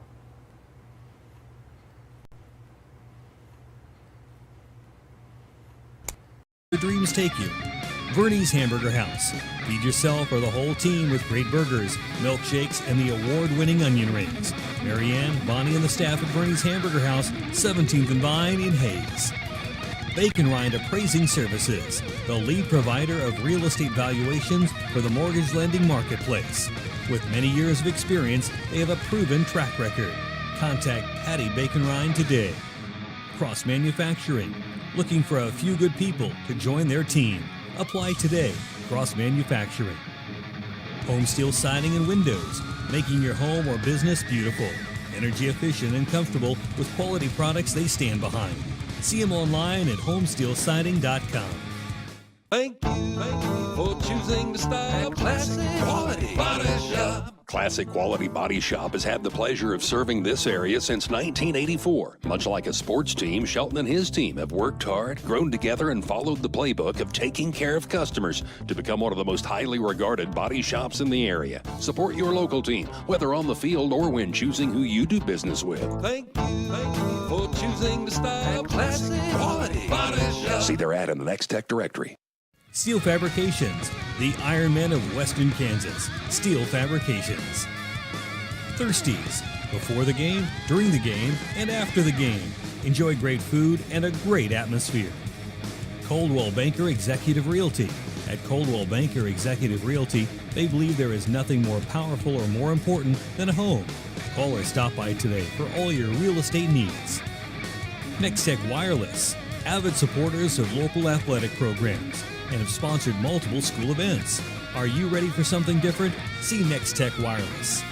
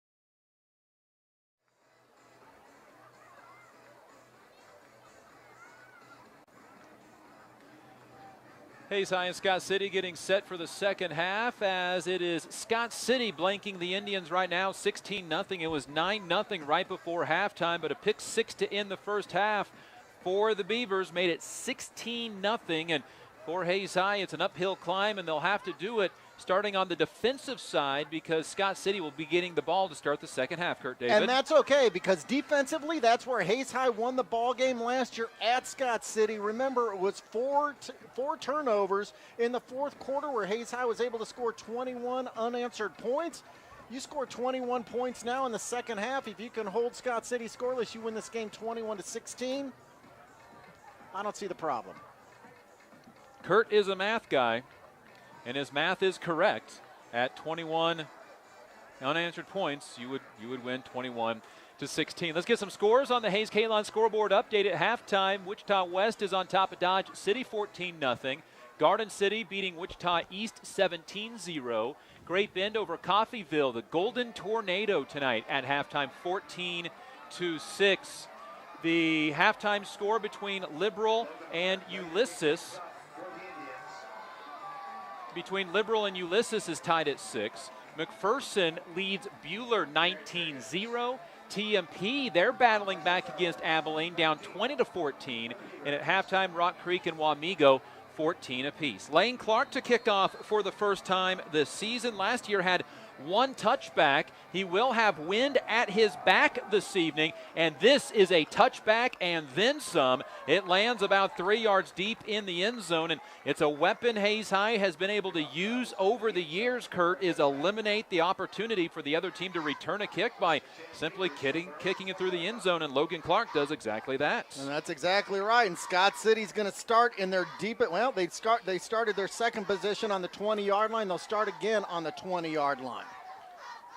It'll be Scott City football. Field goal, touchdown, punt, interception, and then a pick six on their possessions of the first half. Ball from the 20, left to right for Scott City. White uniforms, light blue helmets, light blue numbers. Hayes High, maroon uniforms, white numbers, white pants, and maroon helmets. I formation, two wide receivers to the left. Handoff goes left side. Jurgens, big hold, and gets dropped, and he lost the football. The ball's on the ground, and Hayes High has the ball. The Hayes High Indians recover the football, and it'll be Hayes High football at the 25-yard line. Coming up out of that pile was both Dante Blackman, and also over in that area is Palmer Hutchison. Scott City's second turnover. Hayes High has their best field position being at the Scott City 25. Hayes High Indians left a hole open for Jurgens to get through, but again, a hard hit at the 25-yard line, and there's that first turnover. We talked about it last year. 4 turnovers resulted in points. Now Hunter Brown's got to get this offense into the end zone. I formation. His brother Hayden is Keaton Markley's the tailback, and he gets around one defender. He gets to the 25-yard line, which was the original line of scrimmage, and that's it. Just never a chance to cut it up the field. He gets 2 to the 23. Marshall Farrow and Jordan Horn there for the tackle. We've said Jordan Horn's name a bunch tonight. Boy, that's all right. Picked up 2 yards, so now it'll be a 2nd down and 8. Hunter Brown and the offense have got to figure out a way to pick up consistent yardage now on offense. Hayes High forcing a second turnover. They're +1 in turnovers so far. Can they take advantage? Mason Ibarra, wide receiver, way out to the right side. The ball is on the left hash. 2 wingbacks this time. It's a toss. Right side, Sinnett's going to throw. Looks down the field. Ibarra's open. Touchdown, Hayes High Indians. They toss it to Will Sinnott. He's the backup quarterback, goes over top of the defense and finds Mason Ibarra, who has his 2nd career touchdown catch. It's the first career touchdown pass for Will Sinnott, and the Hayes High Indians are on the board. They make good on the fumble recovery, 16-6, pending the extra point with 11:08 to go in the third quarter. Boy, Scott City looked like they had an opportunity. They were going to get the ball back, and they'd been moving the ball offensively, but the Hayes High Indians get a fumble, put it into the end zone again, just like last year, able to score off turnovers. And Hayes High has to use a timeout on the extra point. Well, you hope that doesn't turn out to be costly. 52 seconds into the half, a fumble recovery, a pass play on the toss from Hunter Brown to Will Sinnott. and boots it long. Hayes High, I think, changed their mind here. They're going to go for 2, realizing the situation of 2 two-point conversions ties this football game up. That's the reason here for the timeout. Yeah, you talk about a math problem, it becomes, you're talking about, it's a 2-possession game for the Hayes High Indians, and they're trying to make it a 2-possession game, getting a 2-point conversion here. That touchdown pass was 23 yards from Sinnott to Ibarra.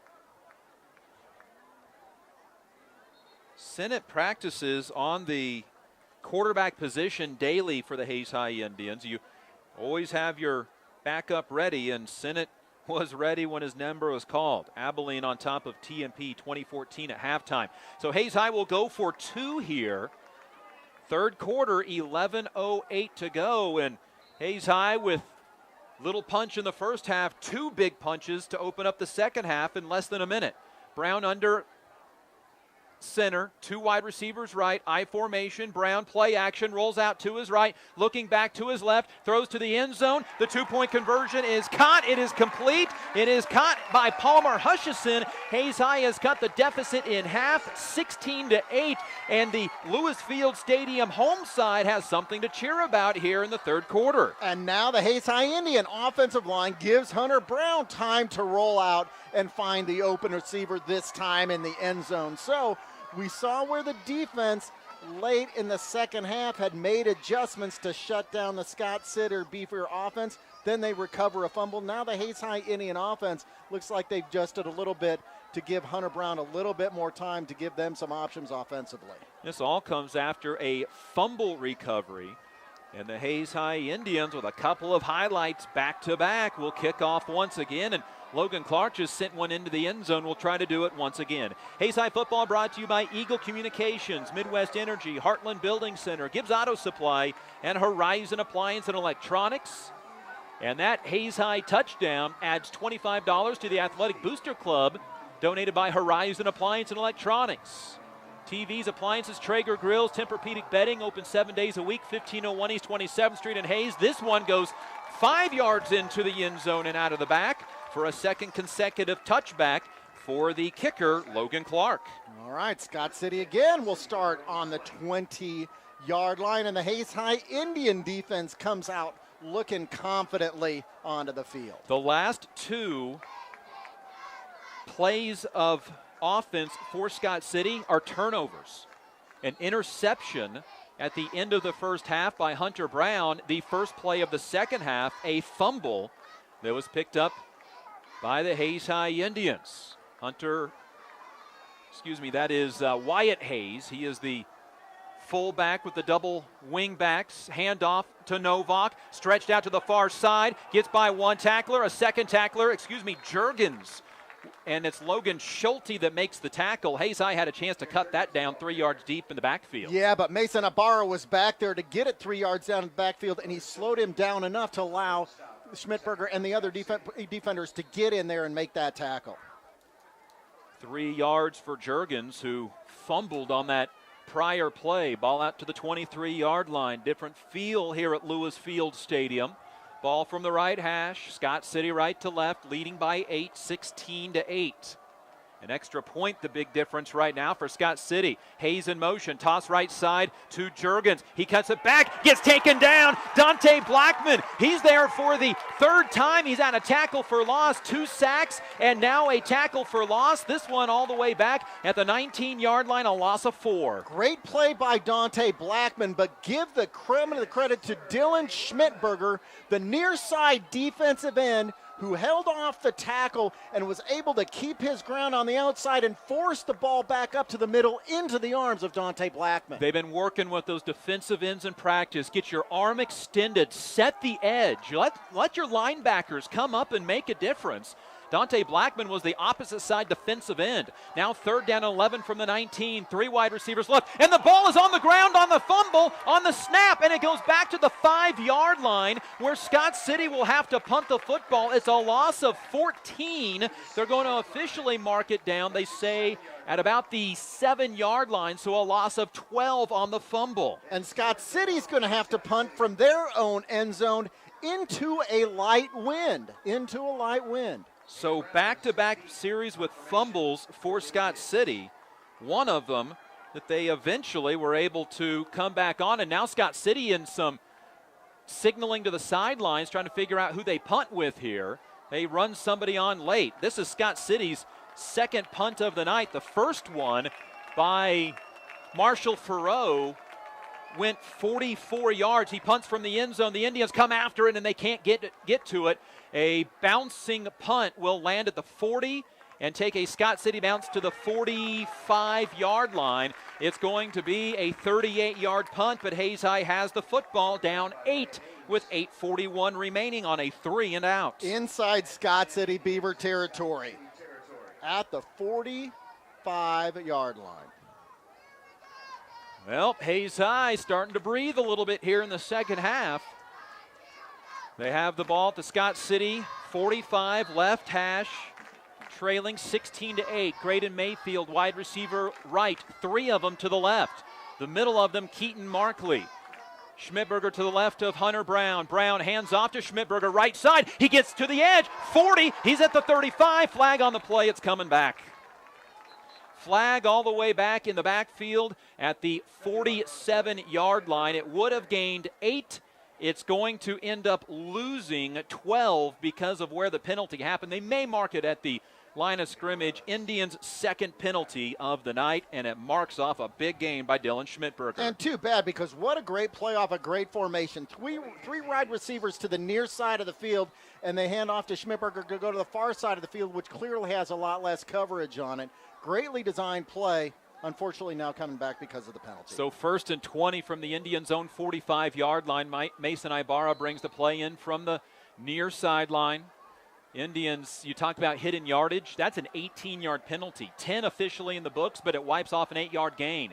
2 wide receivers left, 2 right for Hunter Brown. High snap, hand off to Schmidberger. He gets a few of them back as he gets to the 48-yard line. Gain of 3, 2nd down and 17 coming up. Okay. Hayes High Indians need to pick up probably about 5 or 6 more yards to at least make it a manageable 3rd down. Right now it's 2nd down and 16 or 17 yards. Hayes High at halftime had just 52 yards of offense, 17 rushing, 35 passing. Scott City had 147 at halftime, but remember 80 of those on their opening drive. 2nd and 16. 2 wide receivers right, 2 left again for Hayes High. Brown this time, play action, rolls out to his right. It is caught, but it's a gain of maybe a yard. Will Sinnott over on that far side line, makes the catch, but gets a yard to the 49. Boy, and a dangerous pass there because the Scott City had 2 defenders closing in on the ball. Hunter Brown threw that ball perfectly into the arms of the receiver. Had that ball been off a little bit, you might have been looking at another pick 6. 5 completed passes by 2 different quarterbacks, and it's to 5 different receivers. Ibarra, Sheevy, Markley, Hutchison, and Sinnott, all with catches tonight. 3rd down and 16. Hayes High is just 1 of 5 on 3rd downs tonight. Remember, the penalty backed him up to 1st and 20. 3 wide receivers, 2 right, 1 left. Brown with time to throw. Pump fakes, looks down the middle of the field. He looks for Markley, and it's in and out of his hands. Got his fingertips on it and couldn't come down with it. Brown put it in a good spot where only his guy could go and get it. But right now, that penalty, Kurt David, is what damaged that drive, because Hayes High was looking at 2nd and 2 from the 37-yard line. You're right, and it's hard to say whether or not you pick up that yardage without the holding penalty. It's hard to say there, but again, a greatly designed formation and a great play ended up backing them up 15 yards. So a 5th punt of the evening for the Hayes High Indians.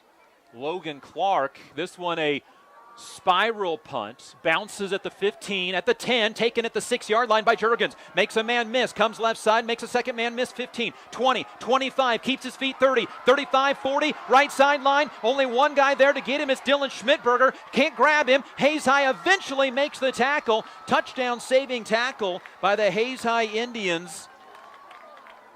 Colton Schoendaler. A long kickoff return, and Hayes High just sees the tide turns again. And well, that punt return coverage has been an issue tonight. That is a 67-yard punt return, and cramps for the returner, Jarrett Jurgens. Yeah, punt return coverage has been tough tonight. The Scott City Beavers have been able to pick up considerable yardage that time. Again, 67 yards on the punt. So Hayes High gets within a touchdown and a 2-point conversion, then force their first 3 and out of the night and have the ball after a short punt at the Scott City 45. Hayes High picked up 8 yards on the run on first down, but a holding penalty backed it up to their own 45, and Hayes High just never could recover. Still third quarter, 6:12 to go, a long ways, but Hayes High right now is kind of facing down the barrel a little bit. They were down 9-0 right before halftime. Tried a little trick play to end the half. It turned into a pick 6.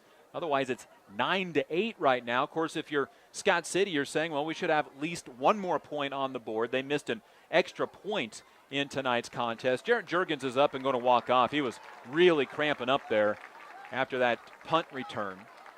Hayes High football brought to you by USAFE Pharmacy, Next Tech, Steel Fabrications, and Edward Jones, Darrell Jeff, and Linda Seibel.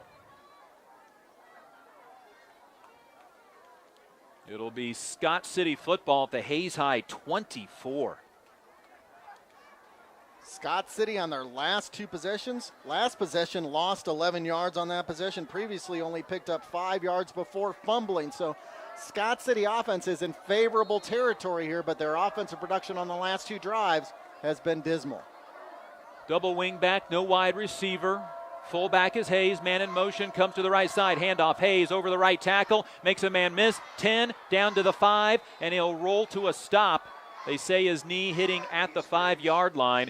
And right now, this is going to turn into the Wyatt Hayes show. He rips off on that play, 19 yards. Now, he had a hole to go through there, but at that point, he was just dodging the secondary beyond that. Wyatt Hayes got some speed to get down the field. From the red zone, Scott City is 1 for 1 with a field goal. It's their second trip of the night. Hayes High thought they might tie it up. They might go back down by 2 possessions unless they come up big here on 1st and goal from the 5. Handoff, Hayes right side at the 1. Stretches. Did he get in?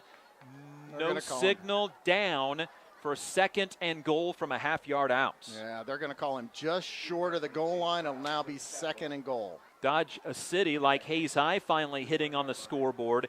They trail Wichita West 14-7. Buhler gets their first touchdown of the season. Trail McPherson 19-7 in your Hayes Kalon scoreboard update. Now timeout. Oh, a penalty. A flag on the play. I think it's now that we need to count players. It looks like there's 11 on each side. Yeah. The penalty flag is at the line, is right behind the line of scrimmage. And a long conversation as to what this penalty is. This is a big penalty one way or the other. The ball is just inside the 1. If it's on Hayes High, it's a half-yard penalty, but it almost puts the ball in the end zone. The official says unsportsmanlike conduct on Hayes High. Unsportsmanlike conduct against the Indians. Somebody said something. Because there was no play at that point. There was no contact. Well, whatever it is, Kyler Kinke is going to be brought into the game. Now, the official did not give an ejection signal.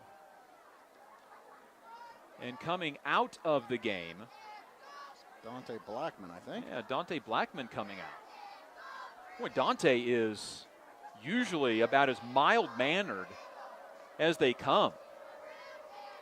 Whatever got him fired up, it happened quickly. Well, it gave up all of 3 inches. So 3 less inches. It's going to be Goodman under center. 2nd and goal from a half-yard out. Goodman, does he quarterback sneak? No, hands to Hayes right side. Easy touchdown over the right side. Hayes High now down 22-8. And the wind out of the sail on the Hayes High side of the field. Extra point coming up. The last one missed by the kicker, Moses Hinojo. He did hit a 26-yard field goal earlier tonight. 5:17 to go, third quarter. 24 yards on 4 plays. Scott City gets into the end zone, But that really was set up on the punt return by Scott City on that play that got them down to the 24-yard line. Yeah, Jarrett Juergens picked it up at the 5, an ill-advised pickup, and then went 67 yards the other way. The extra point nearly blocked. I don't think it was any good. It went to the left, and so a second extra point no good, and the Hayes High Indians down 23-8. So it's a 2-touchdown game. One of those needs a 2-point conversion. The other needs an extra points. And the Hayes High Indians will get the football back after the upcoming kickoff from Scott City. Indian football brought to you by Discount Siding, Insurance Planning, High Plains Farm Credit, and High Plains Roofing. First touchdown of the night for Wyatt Hayes. Now 11 carries, 56 yards. He is one of 4 different players to run the ball for Scott City. Quarterback Parker Gooden, 3 for 6 with an interception for 68 yards and a touchdown. Hayes High's leading rusher right now, Hunter Brown, 6 carries, 14 yards. And Brown passing 4 for 9, a pick and 36 yards throwing. Will Sinnott has a touchdown pass of 23 yards to Mason Ibarra.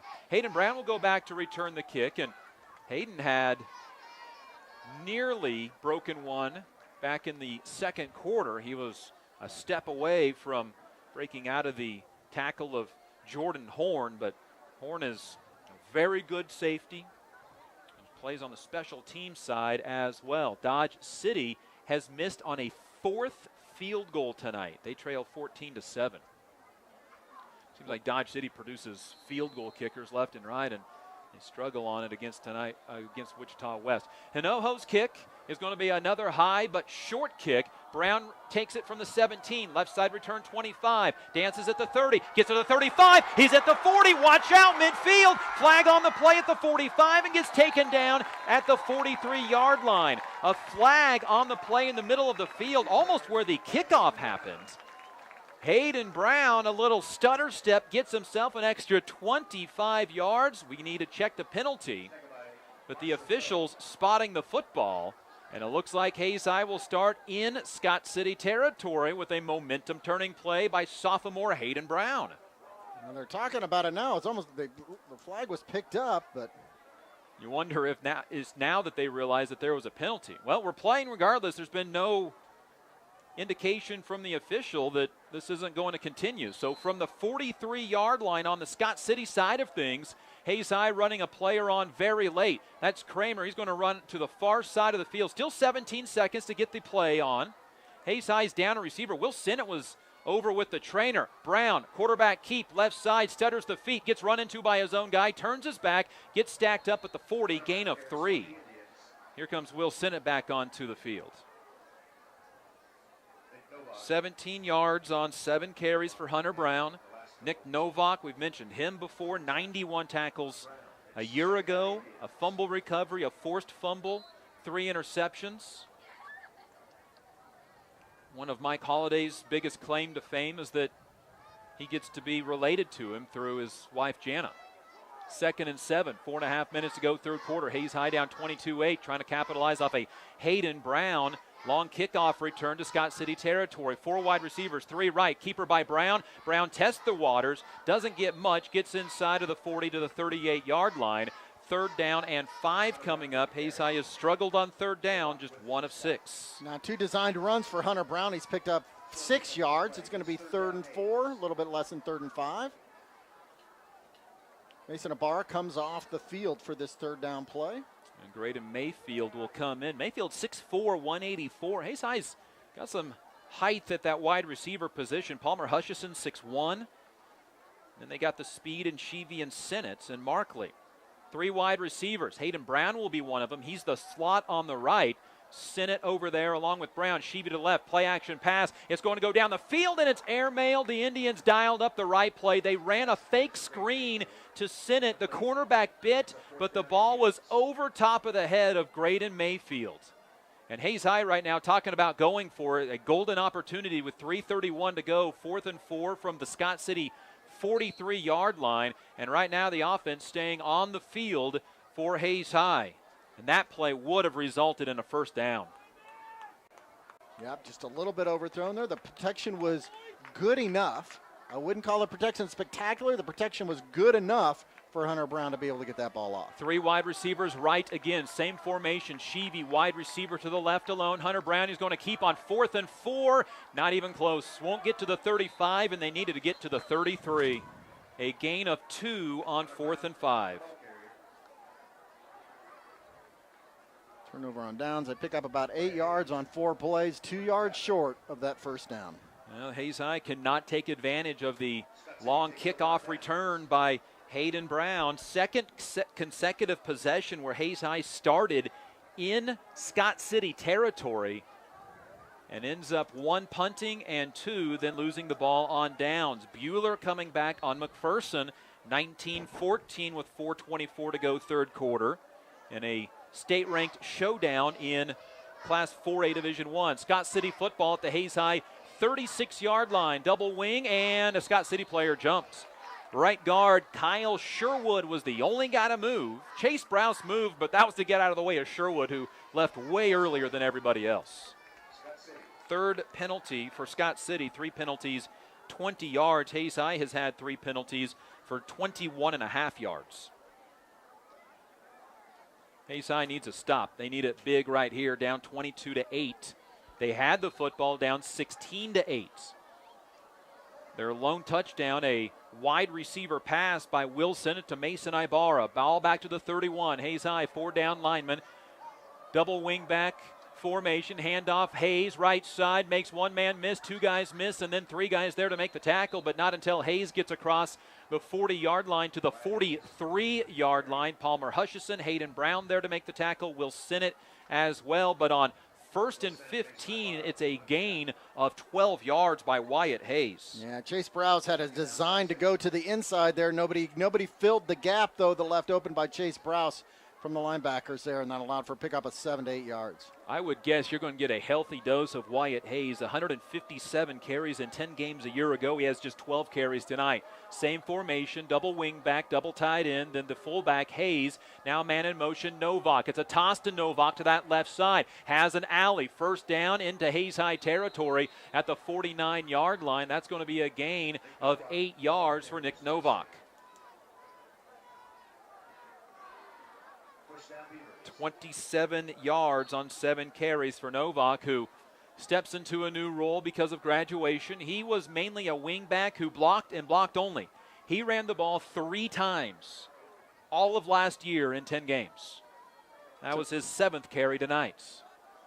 Ball at the Hayes High 49-yard line for Scott City. 1st and 10. Everybody to the left side. They run Hayes left side. Gets hit at the ankles. Breaks off the couple of tackles and then bear crawls his way inside of the 45 down to the 43-yard line. 6-yard gain on 1st down. And the yards starting to come in chunks for Scott City. Yeah, Scott City offensive line there has got a push and push back about 2 yards. Now Logan Schulte's going to get a little bit of a break when as Hoffman comes into the game. Brandon Hoffman comes into the game for the Hayes High Indians on the defensive line. Hayes High defense had played well, gave up a field goal, a touchdown, then forced a punt, an interception, then a fumble, and a punt. Now they gave up a touchdown on the previous drive on a short field after a 67-yard punt return. Split in the backfield. Handoff is going to be to Juergens. He makes a man miss, makes a second guy miss. 1st down at the 35-yard line. Hayes had him in the backfield, but let him get by on a spin move. He gets down to the 34-yard line, a gain of 9 on the run. Another 1st down for the Scott City offense now with 1:20 left in the 3rd quarter. Just a ball control offense now on the part of the Beavers.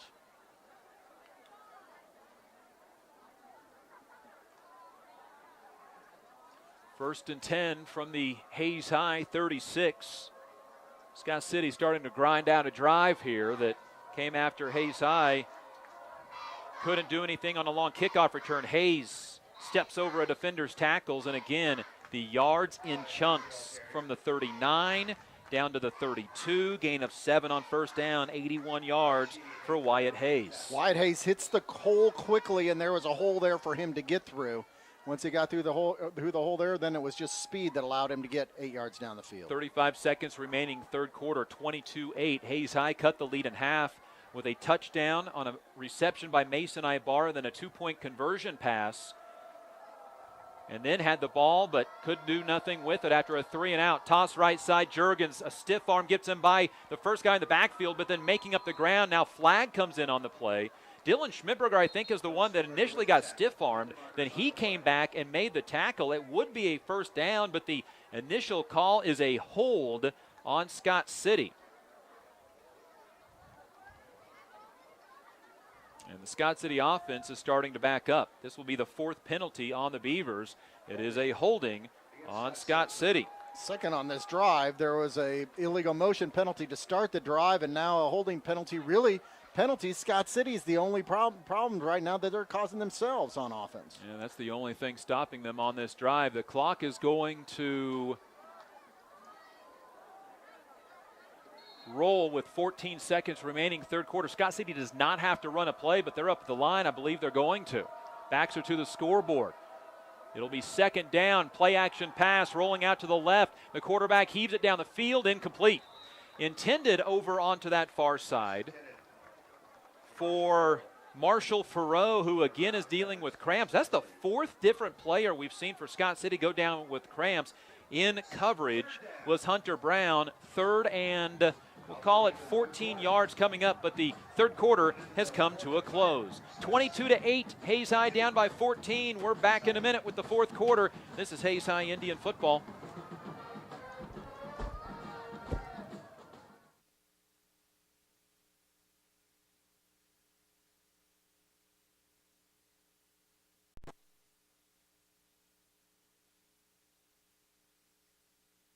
Play. The quarterback in some trouble, gets rid of it, and gets rocked as he got rid of the football. Parker Gooden got a receiver, Wyatt Hayes, in the area. It was a screen play. I thought it was a draw play at first, the way they lined it up, but boy, that play went nowhere quick, and Hayes High forces a punt from Scott City from inside of the Indian 40-yard line. Well, you're generous to say that he had Wyatt Hayes in the area because the ball was thrown at the feet of the left guard, Chase Cupp. You know, typically in high school, they're a little more generous with that. Now Scott City again trying to get a signal to the sideline. The offense, including Parker Gooden, is still out on the field. Clock is down to 8. Scott City's going to have to use a timeout unless they get this figured out quick. Their punt formation coming up. They're not going to get this snap off, and they'll just take the 5-yard penalty. Yep, there goes the delay of game, the 2nd on the game of Scott City, and the 2nd time that they've been trying to get ready for a punt where they just don't have the right number of guys on the field. Hayes High's had a couple of big returns tonight by Hayden Brown, who goes back to receive this punt. He's had a good punt return. He's had a good kickoff return, but the Indians haven't been able to do anything with it. 11:53 to go, 4th quarter, 22-8 the score. Hayes High down by 14. The ball is at the Hayes High 43-yard line. In all honesty, it probably gives the punter, Farrow, a little bit more room. He just left the game a moment ago with cramps, and now Scott City moved. Scott City had somebody rock forward. The officials are going to get together. Hayes High jumped, but there was a Scott City player that rolled forward and took a step. And it's on Scott City. Back-to-back 5-yard penalties. Now, they're going to be punting anyway. In all honesty, this probably doesn't hurt Farrow too much, who has punted 46 yards and 38 yards. One of those rolled down, the 46-yarder, to the Hayes 3-yard line, where Hayes High nearly got tackled for a safety on the next play. The ball at the Hayes High 48-yard line for this punt. Farrow takes a low snap, gets the punt away. It's a high punt. Brown is going to let it bounce. It's going to take a Scott City bounce and will be downed at the 1-yard line. In a 47-yard punt downed at the 1. So there's been a punt that's been downed at the 2 and now a punt downed at the 1 for Scott City. Hayes High down 22-8, has to go 99 yards in order here to make it a 1-score ball game. The offense has been struggling tonight for Hayes High. Defensively, though, Scott City looked like they were going to control the ball. They had the ball there for 7 plays, 3 minutes and 30 seconds, gained 26 yards, but it stalled and ended up forcing Scott City to have to punt. So another positive there for the Hayes High Indian defense. Scott City's second half, fumble, punt, touchdown, punt. Hayes High, touchdown, punt. Change of possession on downs. Now the Indians have the ball at their own 1. They spread the field. Schmidberger to the left to quarterback Hunter Brown. Scott City brings the blitz. Brown is going to get a yard, maybe 2. In fact, they may mark him out, about the 3-yard line, so a gain of 2. And that is the play to make, because you just got to give yourself some room in order to make up some sort of effort at first down when you have 1st and 10 from your own 1-yard line, 11-20 and counting. Hayes High down 22-8. The opportunities that Hayes High has had include having the ball twice on first down in Scott City territory, once on a punt, once on a kickoff return, and neither time picking up a first down. Mason Ibarra's brought the play in and is now lined up wide to the near side of the field. It'll be 2nd down and 8 from the 3-yard line. That I formation, now an extra tied into the left side. It's going to be a handoff left side. Hayden Brown 5, then gets tackled from behind. Tackle is going to be made by Wyatt Hayes. And Hayden Brown, on just his 2nd carry of the night, gets the ball out to the 7, almost the 8-yard line. Hayden Brown finds a nice hole and makes a lateral move to the middle of the field to pick up a few extra yards. So 3rd down, we'll call it 3rd down and 4 yards for Hayes High, but 3rd down of any distance has been an issue tonight. Hayes High is 1 of 7 on 3rd down. Ball resting just shy of the 7-yard line. They need to get out to the 11. So a little over 4 yards. Play clock down to 5 seconds. Hayes High has to hurry. They've already used a timeout on a PAT. Play clock down to 2, down to 1. They didn't get the play off. That's going to hurt, because that was a 3rd and 4. Wait a minute. They're going to grant the timeout to the Hayes High Indians. Okay.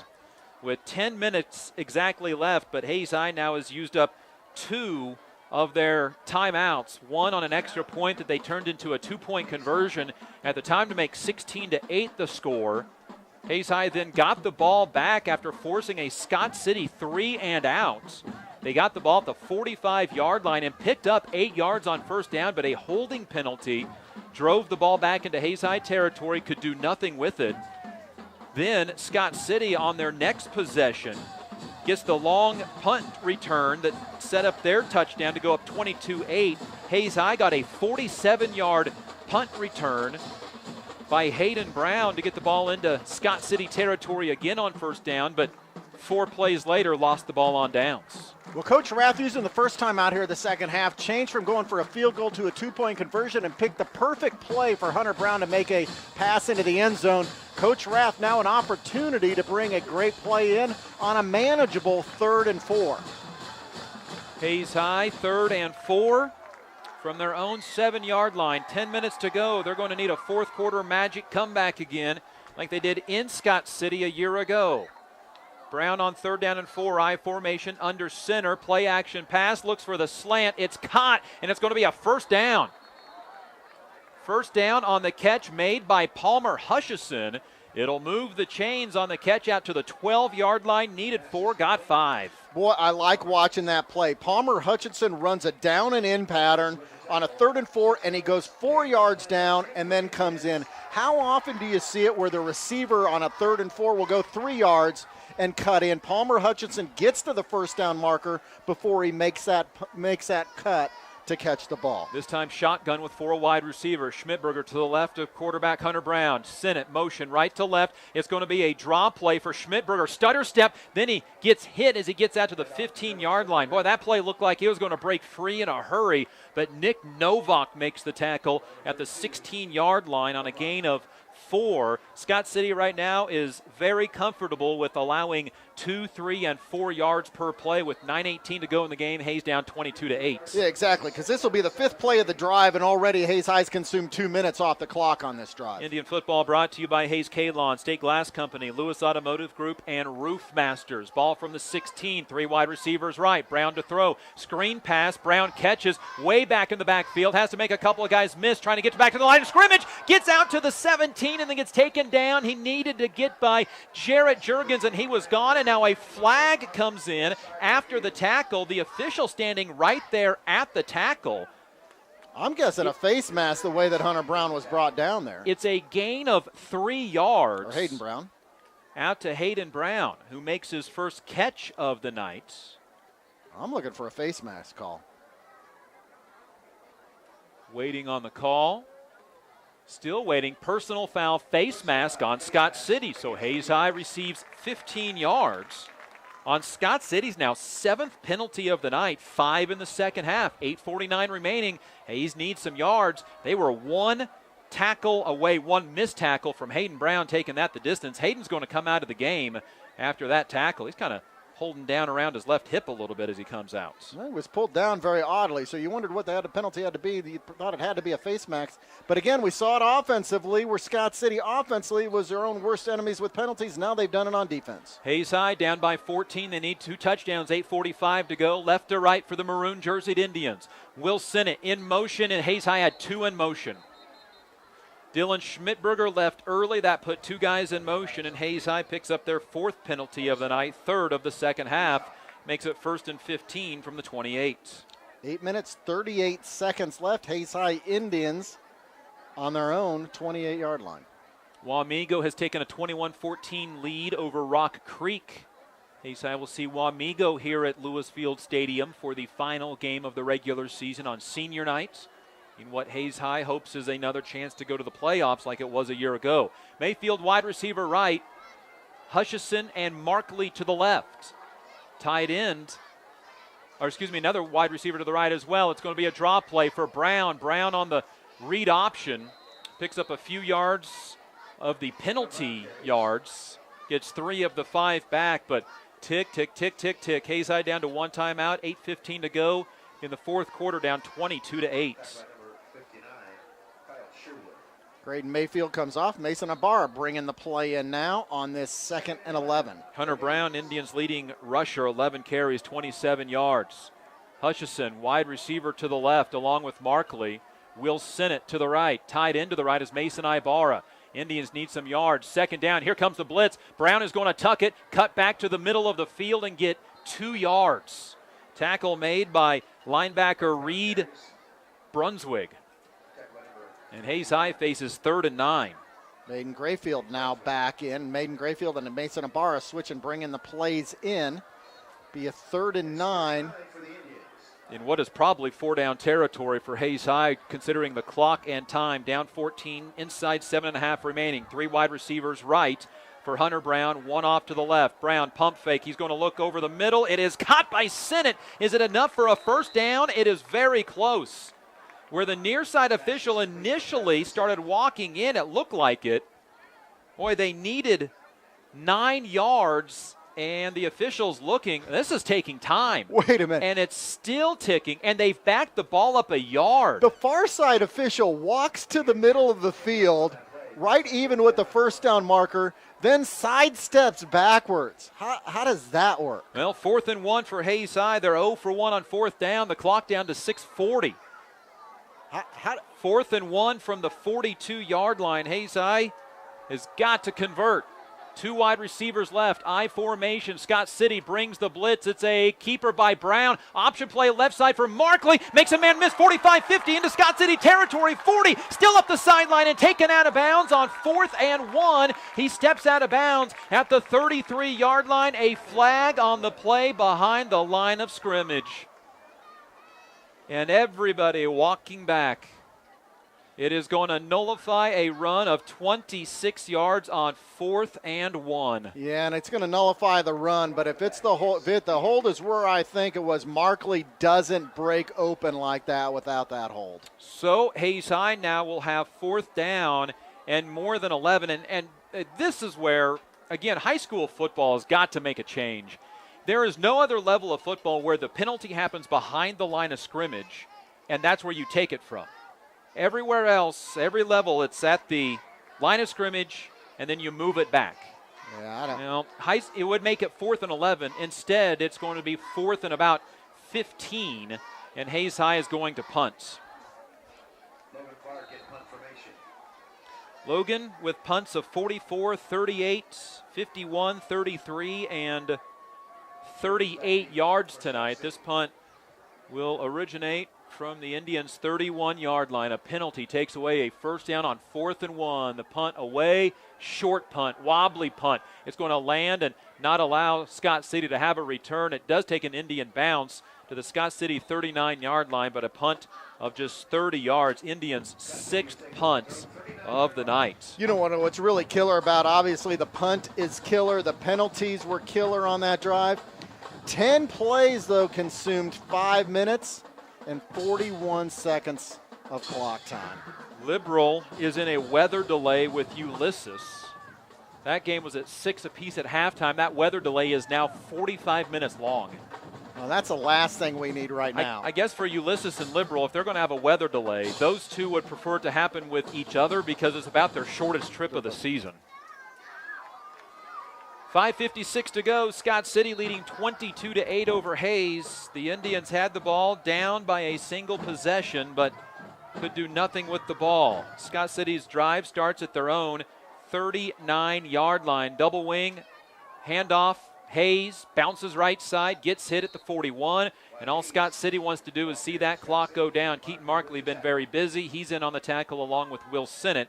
Gain of 2 for Wyatt Hayes, 83 yards, 15 carries. Yes, Coach Rath has only one timeout left to stop the clock, so watch for Wyatt Hayes to keep the ball on the ground for the remainder of this possession.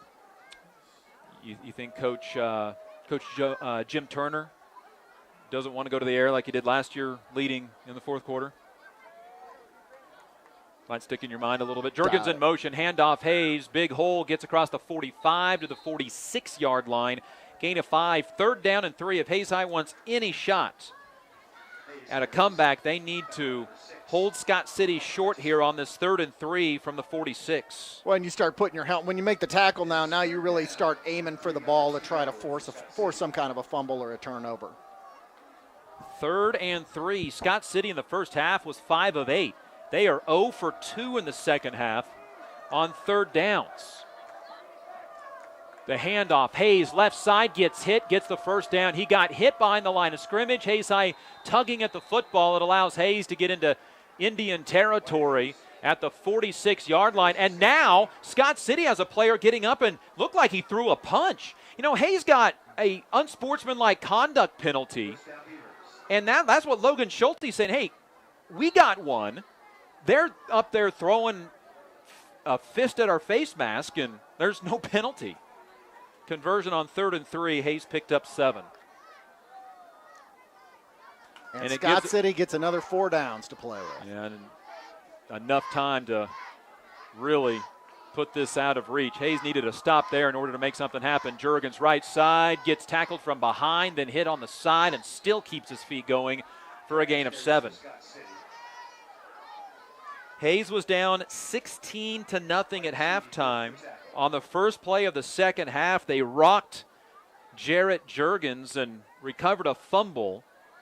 The Indians then 2 plays later on a wide receiver pass after a toss to Will Sinnott. He threw it to Mason Ibarra.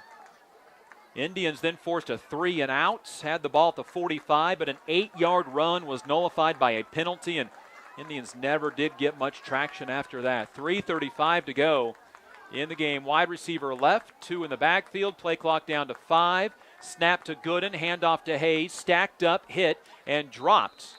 He'll gain nothing on the play. Yeah, that's what's disappointing for the Hayes High Indian offense. They come out to start the second half after recovering the fumble. They get a touchdown and a 2-point conversion. Then in 3 consecutive possessions, they possess the ball for just a little bit over 9 minutes, and all that results is a punt, a turnover and downs, and then another punt. Missed opportunities in tonight's ball game. Hayes High on back-to-back possessions had the ball in Scott City territory to start the possession.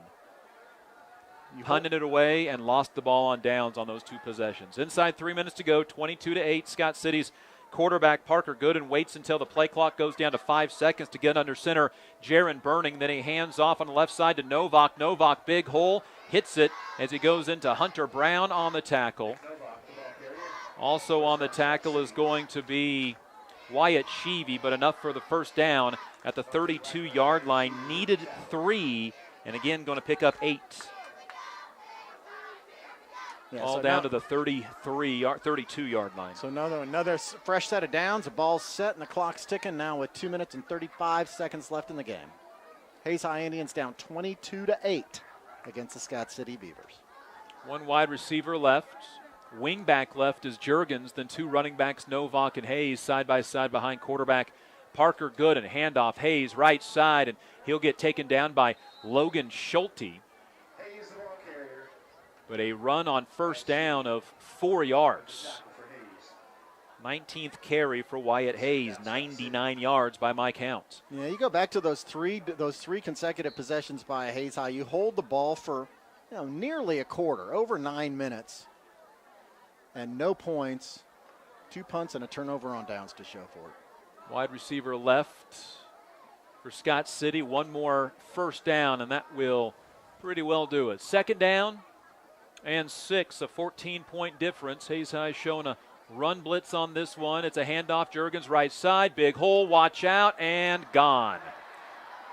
Jarrett Juergens will put the final toppings onto the ball game for Scott City as he goes 28 yards for his first touchdown tonight. Now 11 carries and 66 yards, makes it 28-8. And the Hayes High Indians will have a minute 32 to try to engineer a little something here to try to get something working in the fourth quarter just to get a look. And Scott City is going to send out their kicker Moses Hinojos, who is 0 for 2 on extra points tonight. That particular drive is a little discouraging. The Hayes High Indians, really defensive-wise, really had begun to control the Scott City offense. That time, on a point where they really need to stop Scott City to at least try to get the ball back. A little bit of head hanging there. They allow Scott City to control the ball for 8 plays, pick up 2 first downs, gain 61 yards, and get in the end zone. Twice they forced Scott City into 3 and 3 on that drive, or 3rd and 3 on that drive, and were unable to make the stop. The first one was after the first 3 plays of the drive, and there was still over 5 minutes to go in the quarter and the game. And at that point, you're still thinking 2 possessions, 5 minutes. It's not unheard of, certainly, but Hayes High not able to come up with it. 28 yards on that run by Jarrett Juergens.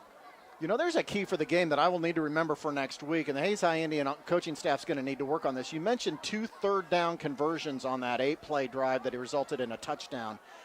Very much the same, very similar to when Scott City was seeing success in the first half, where they would convert on 3rd down, or they made a conversion on a 4th down. I'll be interested to hear your stats after the game to hear the conversion percentage of Scott City on 3rd down in this game. I'll tell you right now, they're 7 of 12.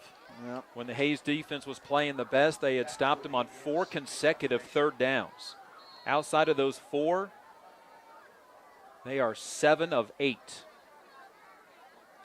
So Moses Hinojos to kick off with a minute 32 remaining in the game. It's a chance for a return by Will Sinnott along the left hash, up the middle of the field, 30-35, still on his feet. Ball comes loose, it's on the ground, and Scott City says they have the football, and they do.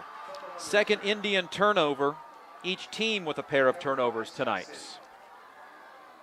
Well, that about rounds it out for the Hayes High Indians. Scott City will get the ball with a minute 22 seconds left, and they can just take a knee if they wish to leave Hayes, leave Lewis Field Stadium with a 29-8 victory tonight against the Hayes High Indians. Last year, Hayes High Indians probably, I would say, stunned the crowd in Scott City with a victory 31-21. Hayes High Indians brings a number of starters back this year, has some nice promise and some good positions. I would say equally stunned the Hayes High Indian crowd should be tonight with this 29-8 loss. Indian football brought to by Progressive Physical Therapy, Shelter Insurance Agent Dustin Shoemaker, knee taken by Scott City. Indian football also brought to you by Adams Brown, Barron & Ball, Classic Quality Body Shop, Uber driver Ginny Atwell, Redeem Designs, Midwest Construction, Hertz Rent-A-Car, and Eagle Technology Solutions. Hayes High will take on Great Bend next week to try to pick up their first win of the year and trying to pick up their first conference victory in a couple of years after going 0 for 4 in conference play. Yeah, Great Bend at Coffeyville tonight. Certainly is going to walk away with a victory down there in Coffeyville. I'd be surprised if they don't. So Great Bend will be on a roll. It'll be interesting to watch the film to see what they're doing offensively. But the Hayes High Indian defense will need to counter. Scott City with another knee. They will need to do one more in order to pick up the victory, or will they? Yep, one more. The clock winds. There's a 2-second differential between play clock and the game clock. And so the Hayes High Indians will drop to 0-1 to start the season. Scott City 1-0. The knee taken, and that'll be the game. Hayes High falls 29-8 to the Scott City Beavers. Hayes High was down at halftime 16-0. They scored after picking up a fumble recovery after the first play of the second half. It was an opportunity at the time. They made it 16-8, had the football twice in Scott City territory, once down 16-8 and did not score, once down 22-8, did not score, and Scott City from there put the ball game away. And I talked about how Hayes High Indians will need to watch the film against Great Bend to see what Great Bend offense does that the defense will need to counter, but you just mentioned it there. Hayes High Indians score 8 points tonight. They score on one drive, which was a 2-play drive from the 25-yard line that really was set up by that fumble recovery to start the second half. Hayes High Indians offensively, their first drive was 6 plays and went 30 yards. They had a 10-play drive that went 28 yards, consumed 5 minutes. Both of those possessions ended up in a punt. So really not what you would consider a quality possession all night long for the Hayes High Indian offense. There's a lot of work to be done there offensively by this team and the coaching staff as they go in next week against the Great Bend Panthers. Hayes falls 29-8. For Kurt David, I'm Dustin Armbruster. This has been Hayes High Indian football.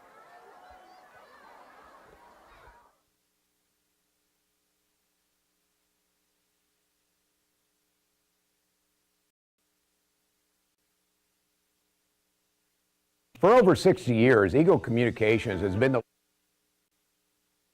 Lifetime Dental Care is devoted to helping you, your family, and friends achieve your healthiest and brightest smile. They are now accepting new patients. Call 625-7969 to schedule your appointment.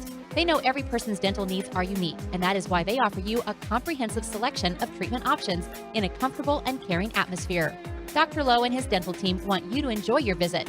Lifetime Dental Care, accepting new patients. Call 625-7969 or see them at lifetimedentalcare.com. For over 60 years, Eagle Communications has been the leader in value and service. And over that time, our specialized teams have been helping businesses grow because Eagle is your one-stop for business solutions.